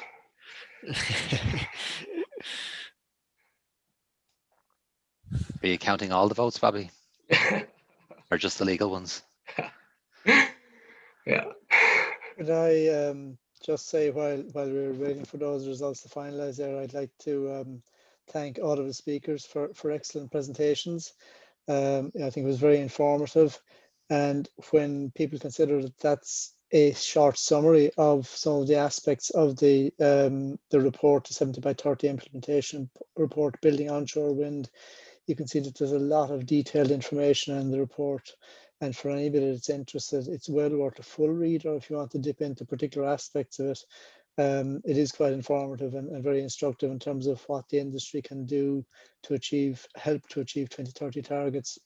And I think it brings me to a point, on this, that I think it's actually fantastic to be having this discussion now and to have the report in 2020 at the start of the decade of delivery for 2030 targets, because too often we're in a situation where we're getting to a stage where we realize we're in trouble and we're not going to be able to deliver on targets. But now with what IWEA and the team here has done, and colleagues, as you've pointed out, Paul, in your presentation as well, is to highlight the issues that need to be addressed and the impact they have in a quantifiable way on achievement of targets. And despite what the Slido survey is showing there, what I noted myself in terms of presentations here was that, Bobby, despite what you say in terms of the percentages are coming back in the Slido, the biggest impact actually on delivery of capacity for the 2030 targets is in route to market if it's not delivered properly. So I think maybe because we've had the first raise at the beginning of the decade, and it has gone well, I think, in general, we shouldn't assume that everything else is going to go equally well throughout the decade. And I think we need to keep focus on that to ensure that that process delivers for the industry and for the country and the targets that are set. I think secondly, then, I think what has come through as the biggest challenge, as Paul has eloquently presented, is the transmission system development. And I suppose I've just a comment on that maybe before we get into taking questions from Slido, is that, on the one hand here, that is the one aspect of what we call policy improvements that relates to hardware. And building physical infrastructure, as we all know, there's a long lead time and there's a long delivery time, and there are huge challenges in it. I don't want to underplay or underestimate the significance of other policy changes, but other policy improvements as they relate to maybe planning and things like that, they can be changed by changing processes, documentation, maybe applying relevant resources, which can be dealt with more quickly, as long as they're recognized as being issues that have to be dealt with. But delivering transmission system development and that sort of hardware, I think, is the key challenge for the industry, and it could well be the determining factor in terms of whether we reach our 2030 targets or not. So look, once again, I think, look, very interesting presentations. And let's see what Slido is saying to us maybe in some of the questions. And, I have some other questions that have crossed my mind here as well, that I'll fire to the panel in the course of the discussion. But I'd like to get the audience through here with some of their questions as well. And what I'll do is take some of the Slido questions, and for those of you listening out there, if you want to send in your own question or indeed support a question that's already been asked, please do so, and we'll address them as we feel appropriate to the panel and try and get through as many as we can. So maybe just on the first one here, that has the highest preferences at the moment.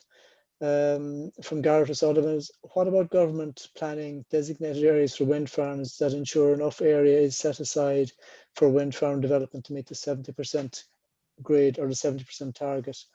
I think I'll address that generally, maybe David, to you first, and Paul, maybe you might want to come in on it as well as it relates to grid also.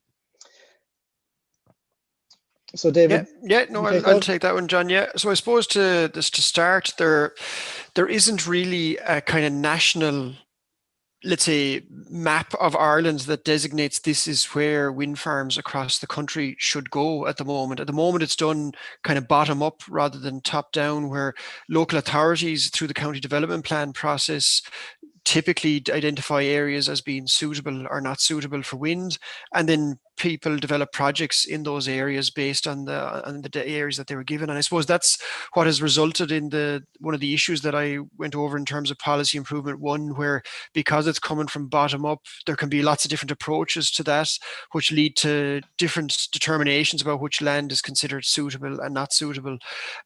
So there was a proposal, and one of the things in the report is that the renewable energy policy and development framework, which was being developed at a national level, could provide kind of a national rule set as to how land is allocated as suitable or not suitable for wind, so that a coherent approach could be used. And I suppose if that was put in place, rather than then having to transpose that down through 31 local authorities, that's the essence of why the regional approach was considered as a ideal way to be able map out landscape in a more coherent way across the country. So I suppose it's kind of the gap of it there at the moment is kind of what's leading us to the challenge of the differences. So having something like that, I think, would really help, and then transposing it down through the regional approach. Yeah, and certainly the slide you showed, David, shows a very stark contrast between for what is essentially the same landscape feature on either side of a county boundary, but a completely different treatment from the point of view of landscape assessment. So I think that the regional approach could be very beneficial in that, leaving just 3 regional authorities that I presume would much better and more easy to deal with in terms of getting consistency, particularly if they're addressing the issue at the same time and adopt the same approach to it.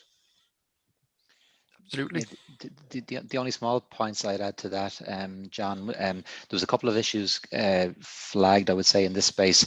One was a tendency for some local authorities to consider grid capacity as being a determinant as to whether areas are suitable for wind or not. So you could have a situation where people are looking at areas of the network, deciding that there isn't sufficient capacity and therefore we won't zone land as being suitable for wind.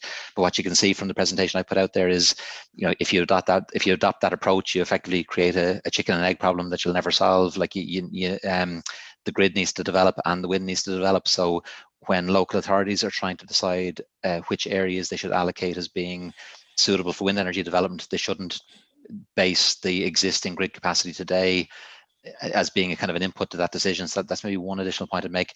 And the only other additional point I'd make, and it's a delicate one enough, because I think no one in the industry is calling for the wrong decisions to be made. So, we want to see good planning policy. We want to see things done properly.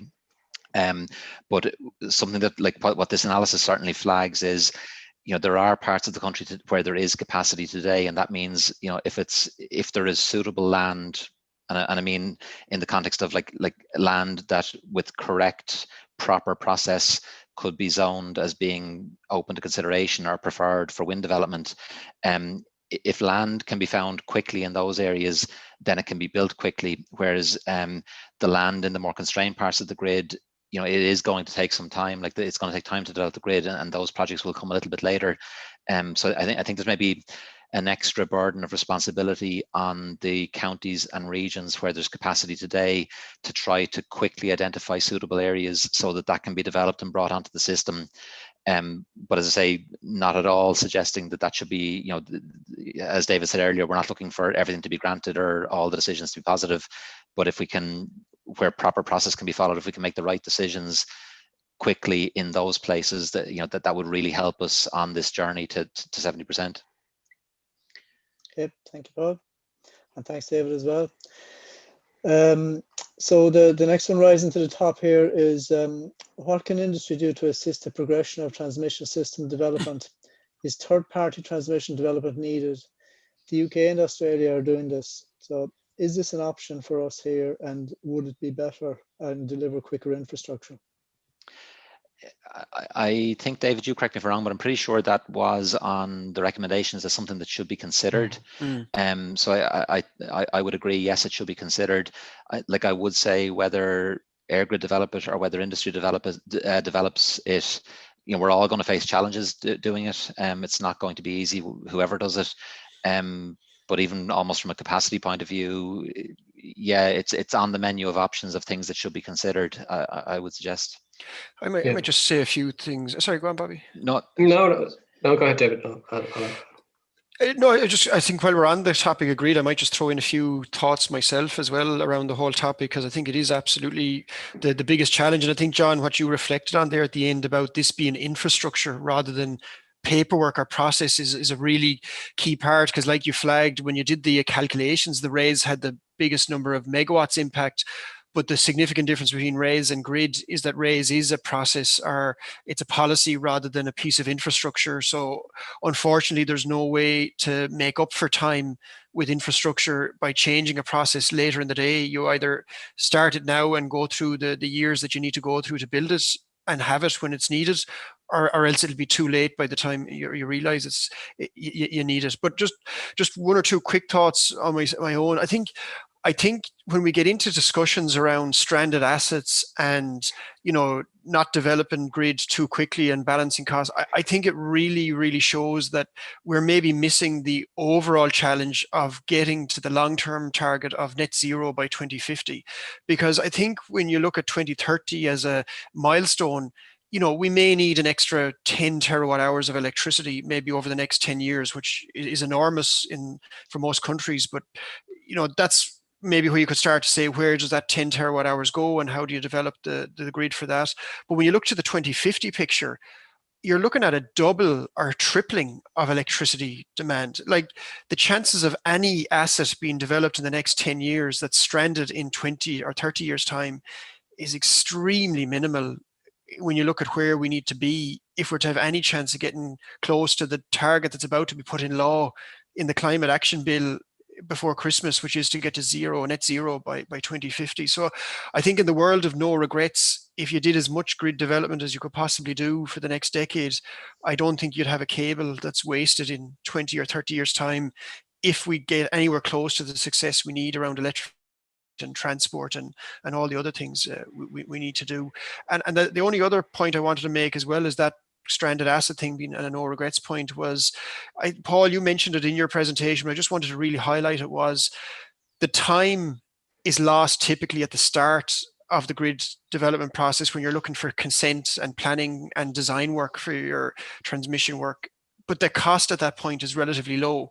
You're talking maybe 4, 5, 6 years of work, but you only spend maybe 5 to 10% of your costs. So we can do an awful lot of work for very low cost now. And if we ever need that grid, then building it would be very fast, but that's where the high level of cost comes later on. So it's not just no regrets in the long run, you'll definitely need it, but it's also no regrets that you can actually spend a relatively small amount of money now to go through the really time consuming part so that you're then at least ready to build it if you need it. And I expect you will need it all. So I just thought there were two things that really came to mind when you were going through your presentation, Paul, that I wanted to flag. Yeah. Bobby, did you want to add something there? It was actually just a point on what Paul made. So yeah, definitely in discussions we've had, grid capacity working group, even development of this report, it's certainly something where industry could play a role in. There is just kind of some regulatory barriers at the moment in terms of like asset ownership and who owns the grid asset at the end of the day. There was another aspect I just wanted to raise in terms of how industry can assist without actually developing the transmission grid itself. And that was in terms of kind of engagement on the ground with communities and kind of local engagement in terms of pre-planning applications, things like that. It was something we picked up in our PR5 response as well, just the amount of resources industry puts into this in terms of CLOs, people on the ground, is a lot higher than what we understand that EirGrid do, or ESB at the moment. There's obviously industry had multiple projects ongoing at the same time throughout the whole country, and there is perhaps an avenue there for industry to perhaps use some of those resources in kind of complementary to what Airgrid and ESB have on the ground to kind of progress projects a bit quicker. That was the only point I wanted to make as well. Thanks, Bobby. Paul, did you want to add something else? And I think that covers most. Like, no, just certainly to echo what David is saying. I mean, he was maybe just making the points I was making in the presentation, but maybe even more forcefully. Like when I say the stranded asset risk is very low, I mean it's very, very low. And as David said, it's not just about the generation; it's about the demand. I mean, between now and 2025, let's say there's a forecast significant increase in demand. Maybe a lot of it is data center driven, but if you look at what we need to do, and there's a piece of work that we're undertaking at the moment in IWEA, looking at what happens after 2030 and looking 2040, 2050. And when you're looking at like optimized decarbonization of the entire system, the early results coming back in that are really pointing very, very strongly to a huge amount of electrification. So that means, you've a massive amount of demand and a massive amount of variable renewables meeting that demand. So yeah, like I was probably wasn't making the point forcefully enough in the presentation. So I think it's a good call, David, to just really emphasize that when I say low, I mean negligible. Not to say you couldn't do something really stupid, but people won't. There probably are places you could put infrastructure where it wouldn't be needed, but you'd want to be trying.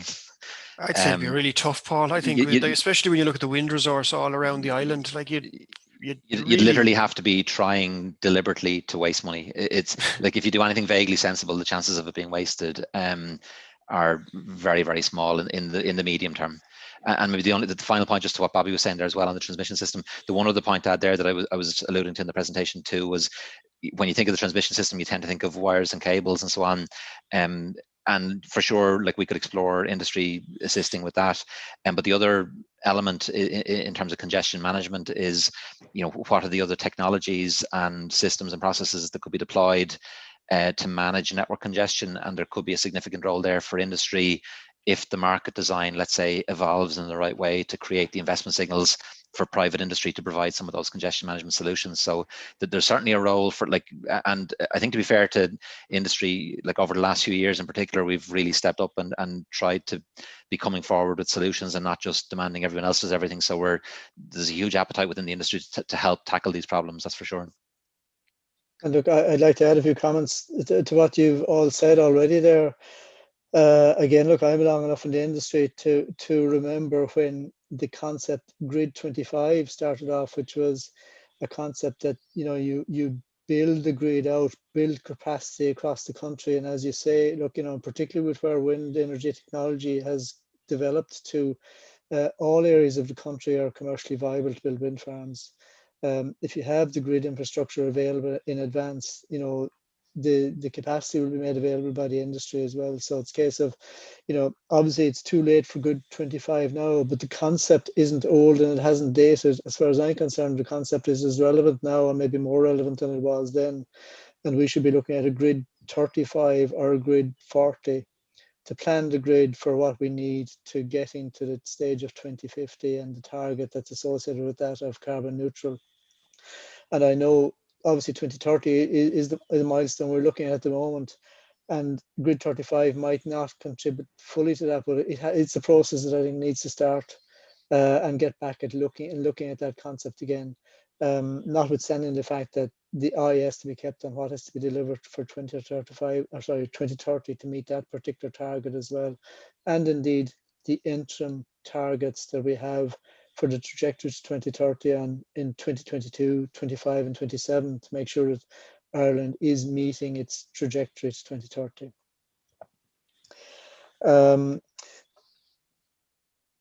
So look, there is a point I'd like to make before I come on to the next question is repowering. It hasn't been touched on. There was a requirement within RES for a 50% increase in capacity, which might be very challenging depending on the type of location you're in or the space that's available. So I suppose, how realistic is that? And secondly, given that there's grid capacity already for farms that are built, some of those are obviously going to have to be repowered with the age they're coming up to now. Are we in danger of losing capacity and stepping back a little bit if we don't have the right policy in place for repowering? I can take a first start at that, John. I think just one thing to mention is that on the IWEA website, we have a report dedicated to repowering called More Power to You. And it gives a profile of the existing fleet and how the challenges might be in terms of repowering. I think you're like, I think there's two kind of ways to look at the repowering challenge. I think in theory, increasing capacity and that 50% issue was very easy to meet, in the sense that a new turbine today versus a turbine 25, 30 years ago is vastly bigger in terms of power output. So you're probably looking at a few hundred kilowatts 25 years ago versus 4 or 5 megawatts now. And I think in that principle, it sounded very sensible. I think what might have been overlooked, though, is that for many wind farms, they're not sizing themselves to the size of the wind farm or the turbines. They're sizing based on the grid connection they have out of the wind farm. So if they have a 50 megawatt wind farm today or 20 megawatt wind farm, you're just very limited in terms of increase in its capacity. Even though your turbines might be significantly larger, your overall wind farm getting an extra 50% of capacity is very difficult, because it's not your wind turbines that are defining how big your wind farm can be. It's the connection capacity you have to get out of it. So I think I could see the logic from incentivizing more, let's say, capacity in the wind farm. But I think what might have been missed is that it's the bottleneck of getting the grid connection from the wind farm to the system that was limiting people, and that would make it very challenging for people to get a 50% uplift. I think in terms of the existing fleet, I know one thing that we've flagged a lot is that the wind energy guidelines is probably the biggest risk to the existing fleet in terms of the new requirements that they have versus what wind farms would have developed on in the past. So we're still waiting, particularly around the noise guidance that was in the original draft. There was a number of, to be frank, scientific errors in what was proposed, and if they're not rectified, I think we had something like a quarter of the fleet could be at risk if there wasn't something more scientifically robust put in place. So I think that's going to create huge challenges for the existing 4.2 gigawatt fleet. And of course, we've been talking here repeatedly about how challenging it is to build infrastructure. The last thing we want to do is go backwards. I mean, on my side on that one, John, like I'd say it's, I'm trying to give a good analogy, and this is maybe not a great one, but it's a bit like you have a child eating a bar of chocolate, and it's a treat on a Saturday. They're allowed to have one bar of chocolate, and the only way you let them keep doing it is if they have 50% more. It's you don't need to incentivize people to try to, if there's an opportunity to increase the scale at a particular location, people will try and do that, because that's what you do. Like our job is to develop projects and to create capacity and to provide clean energy, and as much of it as we possibly can, within all of the good practices and policies that we have to follow. So there's no need, like I think the theory behind that was to incentivize people to increase the scale and sweat the asset. But the outcome could be quite perverse, because by having that kind of artificial requirement that you must create that much more capacity, exactly as David says, like in some locations you might find that the shallow connection asset will only take what's there or slightly more, and that could limit your ability to do, like, say, maybe the site might be able to double in capacity, but the connection asset maybe can't, and that limits your ability to do that. So why not take what you can rather than kill the whole thing because you're not giving it any more? So it just seems illogical and could have perverse outcomes. Like, I think the intent, I know what the intent is, but it could have the exact opposite effect. So I think that's something that should probably be addressed in future auctions. Yeah, just make one last point there, is that kind of looking at it from an energy perspective as well. Like you could literally have the same MEC on a site, but install bigger, more efficient turbines and be able to deliver a lot more energy in terms of capacity factor at that site. So that shouldn't be negated either, or kind of disincentivized through the framework. It's a very good point as well, Bobby. Yeah, like you'd have even at the same MEC, you could be pumping out 25% more energy with modern turbines. So, and I think that wasn't really considered either. But I mean, either way, even if you change the requirement to 50% more energy, it still doesn't really make a pile of sense. Like, they should just let people will develop their projects as at the scale and efficiency that they can, because that's what you do. There's no need to try to incentivize somebody to do something that they want to do anyway. Okay, thank you. Just the next one up here on Slido is, how many wind farms do we need to meet the 2030 target? And this is how long is a piece of string, really? We know what the capacity needed is. It's 4,200 megawatts, and the number of wind farms is obviously going to depend on what capacity each of those has and what its capacity factor is. So I don't think anybody can give a clear answer to that in terms of giving I a can give just specific number. I can give just a one quick insight into it, John, just since we did the pipeline survey and that type of work for IWEA. So just to give people a flavor, like our expectation is that an average onshore wind farm over the next decade should be in the region of 50, 60 megawatts. So if you just took that as a ballpark signal, you're for 4,000 megawatts, you're talking 550, wind farms, 50, 70 wind farms, 70, 80 wind farms. And if you want to put that in context, we have over 250 wind farms today. And that's because, let's say, wind turbines are now able to produce so much more electricity than they used to. So just as a ballpark, it may not be the exact number, but if you just took it on averages, we may need to go from about over 200, around 250 today to maybe an extra 70 or 80, just as a guide. Okay, I look forward to checking that, David, in 10 years' time to see if you're right. Well, the session is recorded, so you can. Okay, then an interesting one here, I suppose, in terms of maybe hybrid type connections, some of which was mentioned earlier at the conference. Will we see greater mixed generation of solar and onshore in one development? So I'll leave that open to the panel in general, maybe if anyone wants to volunteer first. I would just say we will, but I think there's one or two major barriers at the moment to putting both a solar and onshore wind farm. I think it's a really good idea from using as much of the grid connection, since we're talking so much about how challenging the grid is. But I think it's having two legal entities behind one and dynamic sharing, the metering is they're two kind of process problems, I suppose, rather than technical problems that at the moment make it difficult to do it. So I think it would be welcome if they could be overcome. Yeah. Do you want to go, Paul? Yeah, I was going to make more or less the same point as David. Like it's, I think if you can remove a few of those obstacles, you probably will see it, because it does make sense, because you can sweat the asset. It's a way where you've got limited transmission capacity, because there's a negative correlation in profiles typically between onshore wind and solar. If you can get the policy right in a lot of sites, it'll probably make sense to do some of both. It wouldn't be the case on every site, but a lot of sites it may make sense to develop both together. So you'd like to think you would. Probably, as David says, requires a few kind of policy amendments just to remove any obstacles to that. Yeah. I was just going to add that I think once you do see those policy barriers removed, you will see kind of almost like a landslide in terms of projects kind of progressing that avenue. Like we are seeing the ECP 2.1 batch application list was published quite recently. You did see a couple of hybrid projects in there, but not to the extent I think you would see if you were able to share MEC between a wind and solar site and kind of maximize that MEC and not going to add to your costs overall. Even solar or wind with battery as well would probably be something progress a lot more in future. Yeah, look, the regulatory aspect of that is obviously holding it back. In the context of removing barriers, could I ask, with regard to the management of Slido here, if the questions that we've addressed and answered can be removed so that we can see what's coming up next? I think you have that, Bobby. Do you? You have the. Yeah, is that working now? Can people see that? I actually just so you know as well, John, a few have come through the Zoom system as well. I think there's a few down at the Q&A box. I can just give you a flavour of them. Actually, you can maybe take and pick them. I think some people use that instead of the. Oh, sorry, I see Q&A here.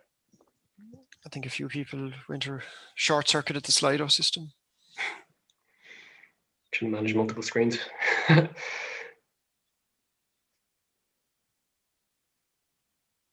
think you might have to scroll down in the Slido, Bobby. I think they're still showing the top three that we had before. Strange. Okay. Okay, let me just reshare. Sorry, because my screen's frozen.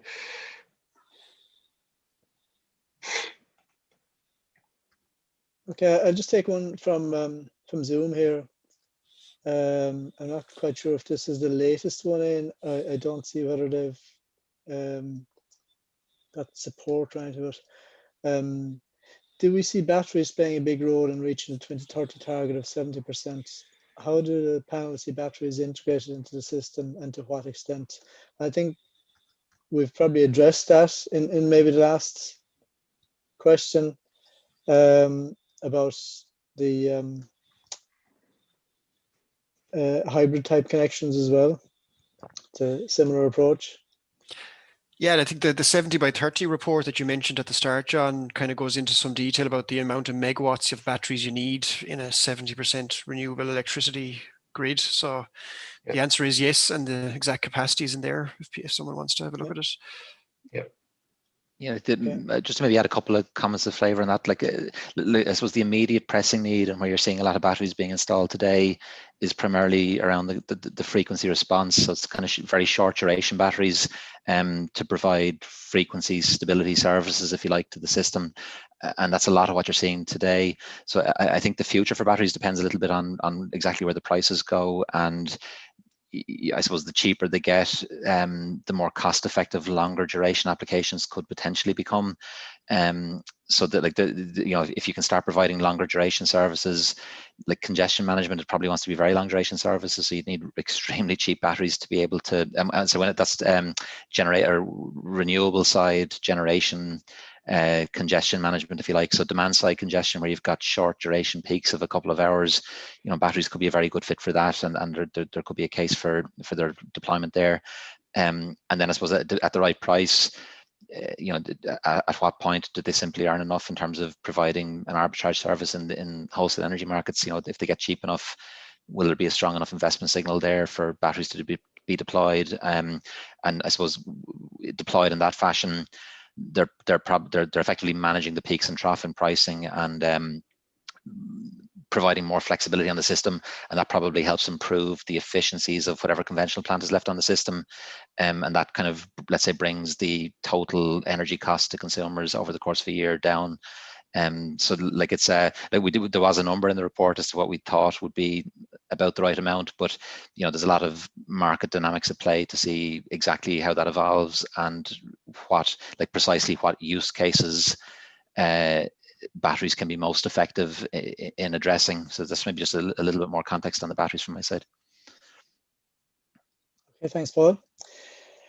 I'll just go back to Slido here. And David, this one will be for you, I think now, is 7 weeks savings on SID is very small relative to the total period of 208 to 312 weeks to get to the decision. What big time savings can be made elsewhere? Yeah, I suppose just maybe to kind of go back to that, like when you look at the planning process overall, there's just some times that you can't reduce. Like, so for example, your environmental studies, you're going to have to do at least 2 years, and that's just always going to be the case. There is no room for maneuver on that. That's typically what you have to do in most scenarios. So it's more, you have to look at then what parts of the planning process can you actually make savings. And when we looked at the historical decision-making timelines, they were taken in excess of a year to be completed. So that was back to the appeals, and the ones that were going to JR referrals were taken 66 and I think 80 something weeks. So if that was to reduce down to 25 weeks, that's almost a year that you could save out of your planning process. So it's quite a chunky piece of time in an overall process that's taken 3 to 4 years to save a year. So that's why it was having quite a major impact if the statutory decision timeline could be met rather than the current time that was taken. And I think actually I might just make one final point on that, is that in some cases for a project, that delay could be happening twice if you had to do a grid planning application separate to the wind farm application. So that pain could be felt twice in some cases, not always the case, but in some. Okay, thanks, David. And I have another question here myself that, having had a look through the report, just wanted to pose to all of you probably. We had timelines for when these policy improvements might be addressed. And looking through the report, a lot of the timelines are quite early, or actually may have already been passed in date. So I'd just like to get an understanding, has there been engagement with the various stakeholders on this report in the course of its development and prior to publication? And how are we progressing with the implementation of the improvements that are proposed? I can maybe just give a first reflection on that, John. I think, yes, we're really trying to advertise to all the stakeholders who are responsible for these what the sector needs, not just because it's what the sector needs, but ultimately government policy is to be delivered, it's vital that stakeholders know what needs to be done to do that. And I suppose as the industry, we are trying to piece together that jigsaw across all the multiple stakeholders. I think some, like I know, Paul, you flagged the green on the ECP2 one, for example, that has literally been done. And as Paul flagged, probably is better than we even thought it could be at the time that the report was in gestation. I think the one that's I think I'd just maybe put my cards on the table. I think the one that's getting the most concerning is that grid one, the transmission development one. That's the one I think that's most concerning, because I think even though some others have been missed, nearly all the others are that process change that you mentioned, John. So like, yes, we've probably missed the ideal time to do it, but we can probably compensate for some of the delay by just changing the process to make up for it. But the transmission one, there is no making up for it. It is any year that's delayed is just a year added on to when it can be delivered. And I know that the latest update is that the power system vision work that EirGrid are working on is likely to be second half of next year before it's complete. So if we're in 2021, second half of 2021, when we know what we need to do, that only leaves 8 years to do it.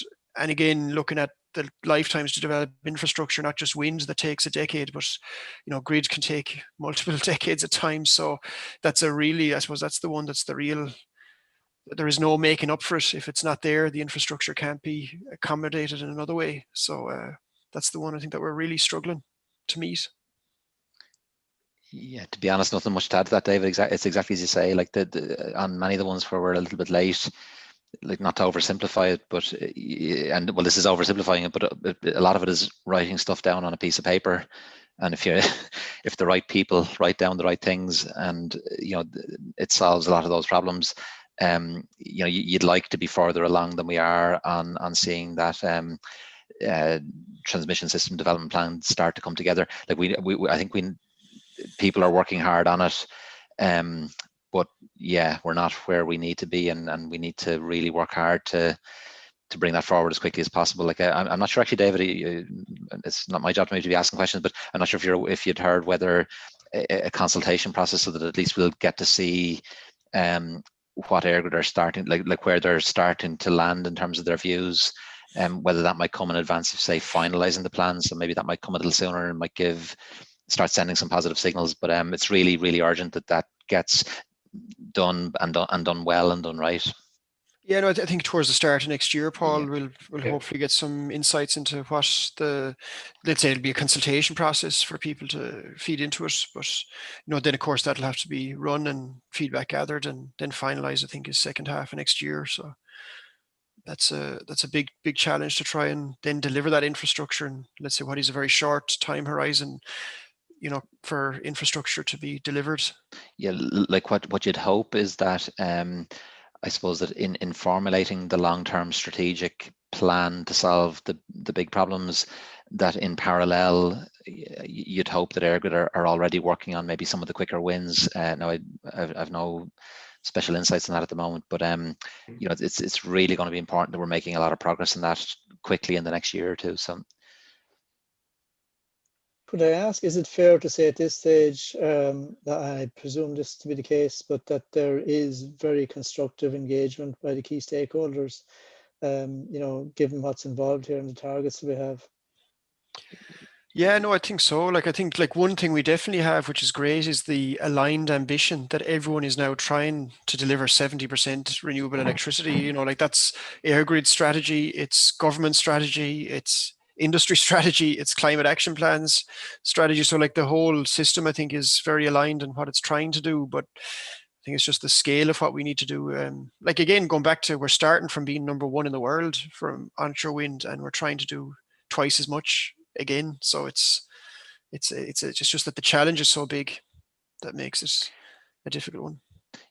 Yeah, no, definitely agree with that. The sense I have is that everyone is working hard to try and get there, but I think what is required is it's that step it's that realization that we really have to do things very differently to how we did it before, because the change in ambition here is a real step change to anything we've ever done before. So evolving past processes and hoping that will result in success, it's just not going to cut it. So what it requires is people to realize that this is something very, very different to anything we've ever tried to do before in the country, and therefore requires a more revolutionary approach to getting it done. And Paul, and it's easy to say that, like, I don't want, like, the challenge that is faced by EirGrid, ESB, regulators, everybody in doing this, it's easy to say that, figuring it all out and actually delivering it is really difficult. So, like, I think that, like, there's an understanding there. And look, I think the message from industry is we're here to help. We're trying to do the work on our side to set out the issues and our suggestions as to how you solve them. And the door is always open to work with people to try and help solve the problem, because it's huge. And if we don't work together, it's just not going to happen. Look, I know we've run over time. I'm happy to run on for another while if the speakers are for a while. If people can't stay on the call, they can drop off, obviously. But there's a question here I'd like to follow up, Paul, in your last comments. It's in Zoom here. Is the government planning any bigger action to inform the public about the climate action plan and targets that should be achieved within the next 10 to 30 years? Because clearly, this is not just an industry specific target. This is a nationwide, countrywide, you can say, in terms of it has worldwide significance, even though we're only a small country, but every country has to make its contribution. So, and maybe you can't answer this, but is the government doing anything? Does it need to do more in terms of informing the public about where we need to go and the importance of it and what needs to be done? I suspect David might give you a better answer than I would, but like, I would say certainly, I think there is a need. Like, there's a need to. I'm not sure there's an awareness in broader society of just how, well, first of all, just how critical the climate crisis is now, and it's probably growing, but it's maybe certainly not, it's not top of people's list of concerns, if you like. So maybe to communicate that in the first instance, and to really communicate clearly the extent to which renewable electricity is going to play. It's not going to solve the whole problem, but it's one of the biggest parts of the solution. And just to try and get that more embedded, and also just to kind of sell the benefits. I mean, like you're talking about, I suppose, deploying one of our greatest natural resources to the benefit of the entire country and economy.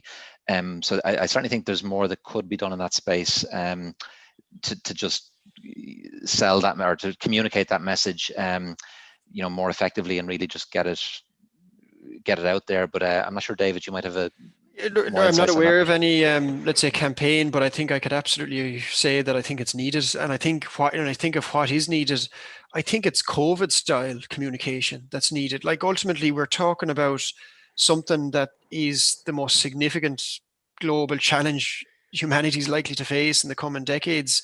I think it is on that level of what COVID has presented the world with in terms of challenges that need to be overcome. But if you look over the last 9 months, we've had a very effective communication campaign about, hygiene of hands, flatten the curve, senior stakeholders meeting on a regular basis to figure out how to solve the problem. There is certainly not that level of communication or coordination when it comes to the climate action challenge, even though I do think the wider public, since the kids marched on the streets and really brought it into the living rooms of every household in Ireland, did an awful lot to kind of bring this from a bit of an abstract scientific conversation to a day-to-day conversation. But I think if the benchmark is, the communication, the impressive communication that we've seen around COVID, I certainly don't think climate action has had something of that scale. And I think that's what it needs, because I think it's only when somebody connects a wind farm or a transmission line or a heat pump or an EV to the challenge that is climate change, that's the only time that we'll get the real buy-in that we so badly need for this transformation that we'll have to go under over the next few decades. Yeah, and just add to that, I'd say the enthusiasm for people is probably there, as you can see from, as you mentioned, the marches, David, but it's just people understanding what exactly needs to be done and how they can contribute. I think people are lacking there in terms of their own information. Okay, thank you. This one here, so grid expansion, where is it needed most? And you'd have to give a general answer to this. No specific references here now. Well, I can give you two answers to that as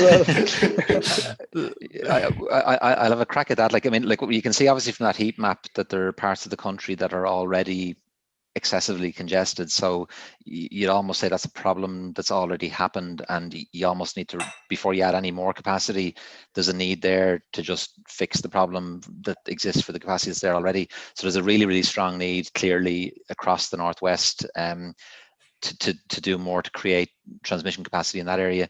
But I mean, really, like what the analysis is showing, and this is before you start to look at where we're heading post 2030 in terms of, you know, double, treble demand for electrification.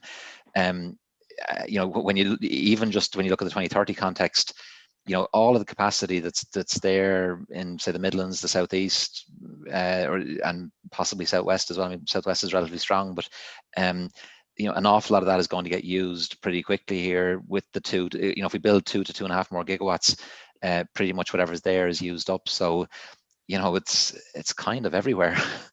Certainly in terms of design and consenting, you know, you really want to be looking to strengthen the grid across the board, to enable both the electrification of heat and transport, and to enable the connection of the new generation. Like, I mean, the 2030 demand forecast is looking at a 50% increase in demand. So just that, like just meeting the extra demand creates a need for more reinforcements.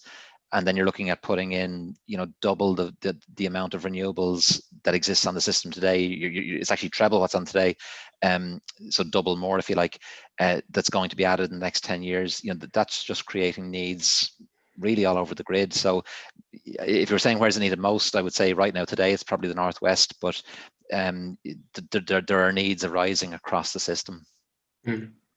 Just add to that if I can. You don't necessarily even have to guess where the need is. Kind of the need is most dire.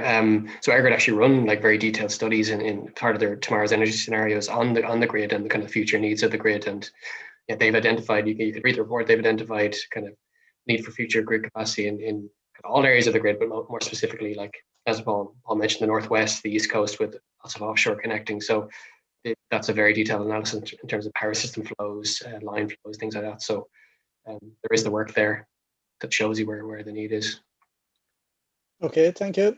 I'll take another one from Slido here. What roles do interconnectors and energy storage play in the proposed planning in order to provide access to additional load and system stability? Yeah, go to it, Paul. Yeah. I suppose, I would have been involved in a piece of modelling work myself, and Rory Mullen and a few James Carton and DCU did a piece of work to just look at, you know, what are the key technological developments, if you like, that are required to create space on the system. So when you look at energy storage, in terms of direct absorption of surplus renewables, you know, at times of surplus, and then providing that back to the system at times of shortfall, it's the energy capacity of those systems that can be quite limiting. And that's why I was saying earlier, you know, some of the initial earlier applications for storage, they're more around applications where the energy requirement is less, so kind of short duration applications. So you're looking at probably a need for different technologies, or certainly a good degree of progression of technologies and technological evolution in the storage space to provide technologies that have a much longer energy, like much larger energy capacity than typically, say, lithium-ion batteries might have today, to solve those kinds of problems. So like I'd say, maybe to the question, today it's probably more about the system stability when it comes to storage, and a little bit less about managing the excess generation directly. But that could change in time as technology evolves. Like the interconnectors, I suppose, they're far less limited potentially in terms of the energy capacity. So in effect, you know, the interconnector itself as a piece of infrastructure is capable of allowing a surplus flow to run across the interconnector effectively indefinitely. It's only the only limitation is the ability of the system to which you're connecting to absorb that power, and that relates to the transmission grid and demand and renewable installation and you know, correlation of wind profiles in the varying jurisdictions. But fundamentally, as the technology itself is far less energy limited. So that's kind of why we'd see, you know, in the very near term, a strong need for Greenlink, a strong need for Celtic as key enablers.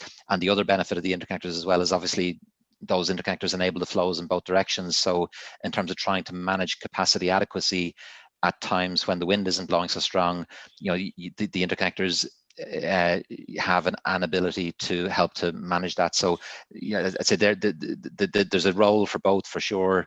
But as of today, they're slightly different, and I suppose in the future, the role of storage to manage that surplus renewables, it'll be dependent on, let's say, the emergence of cost-effective, long-duration storage. Okay, before I go to the next slide, just want to maybe check with the panel. We have 70 by 30, but we've also got 30 remaining by 30. So how important is that remaining 30% to the proper and effective operation of the 70%? And what does the market need to do to facilitate the continued operation of that 30% to make sure it's remunerated properly? Because obviously to deliver the 70, we do need the other 30 operating effectively and properly as well. Yeah, I don't mind having a go with that one if you like, or if Yeah. either. Okay, oh, Paul, and I'll add after. Yeah, sure. Yeah, like obviously the challenge when you go to the relatively, when you go to these very, very high resi levels, the impact of the renewables on the wholesale energy prices is like, obviously wind is typically bidding into the wholesale energy markets at zero because it's a zero marginal cost technology, and that has the effect of driving the energy prices down. So you'll expect to see much lower energy prices in wholesale energy markets with a lot of wind on the system. And the problem that creates, exactly as you're alluding to, John, is that you still need to have flexible conventional generation available on the system to be able to meet the need, if you like. And if the impact on the wholesale energy prices is such that there's no investment signal or no commercial case for that plant to be operating, that's a problem. So like I guess it's, a lot of people would look to the capacity market as maybe being the solution to that. But it's certainly something that has to be tackled. The only thing I would say, I suppose, is it should be like what you want to be careful of in incentivizing or creating a commercial case for conventional plant. It's really important that that's highly flexible commercial plant. So you don't want to have a market design that would let's say incentivize and encourage lower cost, highly inflexible commercial plant to be on the system. The design needs to evolve that flexible conventional generation can earn a revenue to justify an investment. So I'd say it's only partially answering your question, but it's probably as good as I can do just now. Okay, thanks, Paul. Anyone else want to comment? I would have said very similar things. I think capacity and flexibility are the two critical things. I think it's most likely to be almost all gas, because it needs to be flexible, and it's most likely going to be, like, I would imagine, if the market is designed appropriately, I'd say it needs to be majority earning its living through capacity, because ultimately that's what it's offering. It's offering the capacity when variable renewables are not present. So that, I think that's sums it up, as you said, Paul.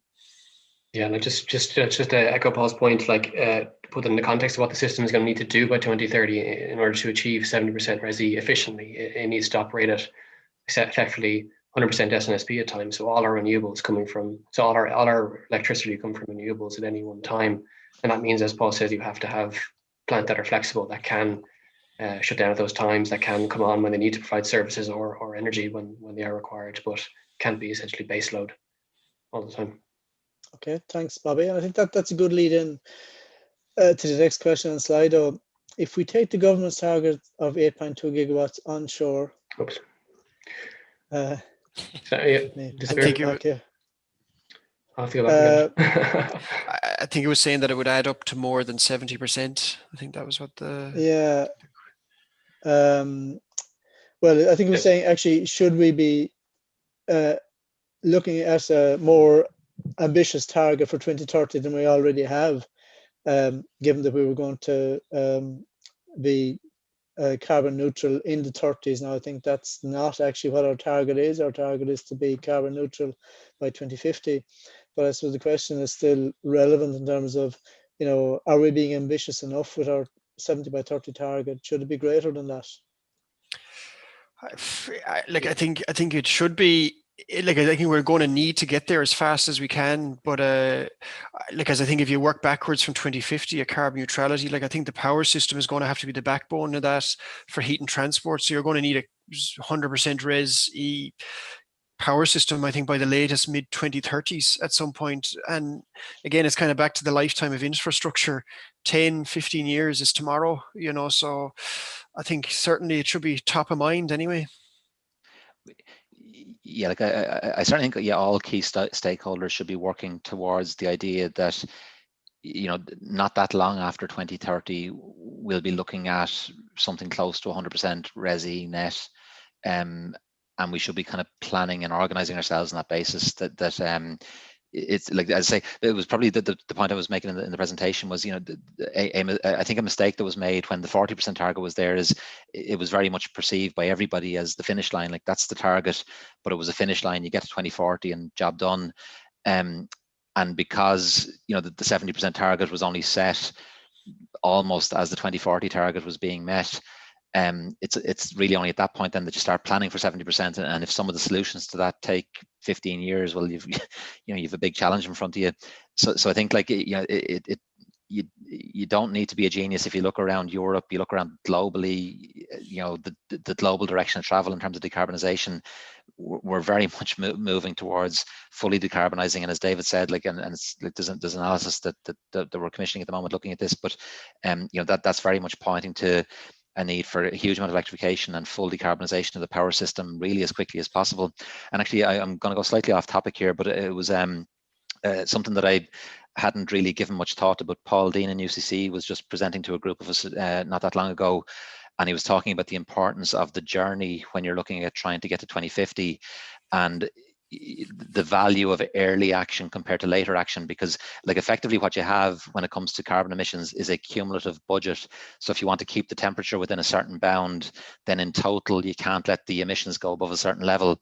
So the more you can bring forward the per annum carbon emission reductions, like the earlier you can get more carbon off the system, the more likely it is that you'll hit that cumulative, you'll be able to meet that cumulative requirement. But if you allow the emissions to like, if you took a linear trajectory, or worse, like slower progress in the early years, and then the amount of progress you're looking for in the later years simply won't be possible. So that was just maybe another interesting insight in terms of, it's not just about decarbonizing, but how quickly we decarbonize is enormously important in terms of meeting those cumulative carbon limits. So, like, I very, very much think we should be, like, 70% target. It's great that it's there. It's giving all the stakeholders something that is ambitious to work towards. But really, we need to be thinking that it's not very long after that we need to be looking at 100%. Paul, I certainly agree with you on that. And I think, if we look at it in the context, the electricity sector has been very successful. It's been a success story in terms of what Ireland is delivering vis-a-vis targets. When you get into sector coupling and take the heat and transport sector as well into consideration, electrification of that is going to create a much bigger demand, and that's where probably the big challenge lies, even bigger than what we're facing in terms of achieving 70 by 30 on renewable electricity. For sure. Yeah. So we're running well over time, but I'm going to take one more question from the Zoom questions here. And we may take one from Slido as well. How is the transmission system development going to be financed? I mean, it's a PR5 effectively. Yeah. So the price review system that the regulator control defines the budget available for transmission development. Yeah. Like to expand on it, I mean, ultimately it's socialized in the CHUIS customer cost. So it is the customer pays for the transmission system reinforcements. But when you look at the scale of there's a few points you'd make on that. The first is, we are forecasting a 50% increase in demand between now and 2030. So, the investment required to meet that extra demand, it's paid for by the customers, but it's paid for by more customers, if you like, or it's meeting a much greater demand. So that's the first thing. Like this, so some of the investment is simply, you'd have to make it just to kind of meet what's needed, and you'd probably do it at a cost that's the same as today. Like in terms of meeting the need of let's say the changing generation mix, The very first, the Baringa study that we would have commissioned, the 70/30 Baringa study, like part of the analysis that was done there was a really comprehensive cost benefit analysis, where we looked at all of the costs and all of the benefits and put them beside each other. And when you considered everything, so that's including, say, the PSO cost, the positive impact on wholesale energy cost, the capacity contribution of wind, and a very, very significant allowance for reinforcing the transmission system, the net effect of all of those costs added together was neutral if you can achieve auction prices that are extremely achievable. Like the first auction was probably in or around there if you consider the indexation effect, and it won't be hard to beat those prices in the future. So like it is, the CHUAS customer pays that individual cost, but when you think about consumer cost, it's really important that you look at it in a holistic sense. So you have to look at wholesale energy cost, the cost of capacity, the cost of system services, the network reinforcement cost, which is your CHUAS cost, and your PSO cost. And the analysis that we've done has shown that at reasonable auction prices for wind in the future, that can be extremely cost effective when considered in the round for consumers. So yeah, it's as David says, it's kind of approved by CRU through the price review process. It's socialized within the CHUAS cost. But it's the way I like to describe it is, people tend to think of everything as a cost, but you really need to think about this as an investment in the grid that can generate a return. And a failure to invest and incur that expenditure will actually result in much increased costs in all those other areas, or many of those other areas that are described. So it's a cost, but it's an investment in an infrastructure that benefits consumers. Absolutely, an investment in the future. Yeah. Okay, look, I think we could continue on here for quite a bit of the evening, but I think I might wrap it up if everybody's okay with that. If there's any burning question up there, anybody feels they'd like to comment on, we can go on for a few more minutes. But look, I'd like to thank all of the attendees for dialing in today, and a very big thank you to the presenters for your presentations earlier on, and for your very insightful comments in the panel discussion as well. I'll invite any of you, if you want to have a closing comment, maybe to do so, and I might take it possibly in reverse sequence. Bobby, is there anything you'd like to add, maybe having had the discussion in the context of what you said in your presentation?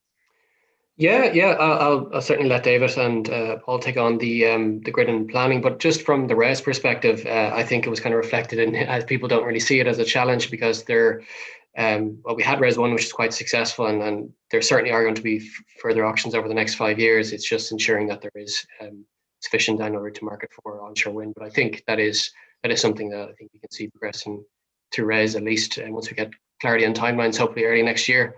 Corporate PPAs, yeah, maybe slightly more difficult to kind of fast track that market, but certainly there are steps being taken by the department and by IWEA to kind of help kind of kickstart that. So yeah, it's kind of watch this space, but certainly some positives I think to take so far, at least in terms of those aspects of the onshore wind plan.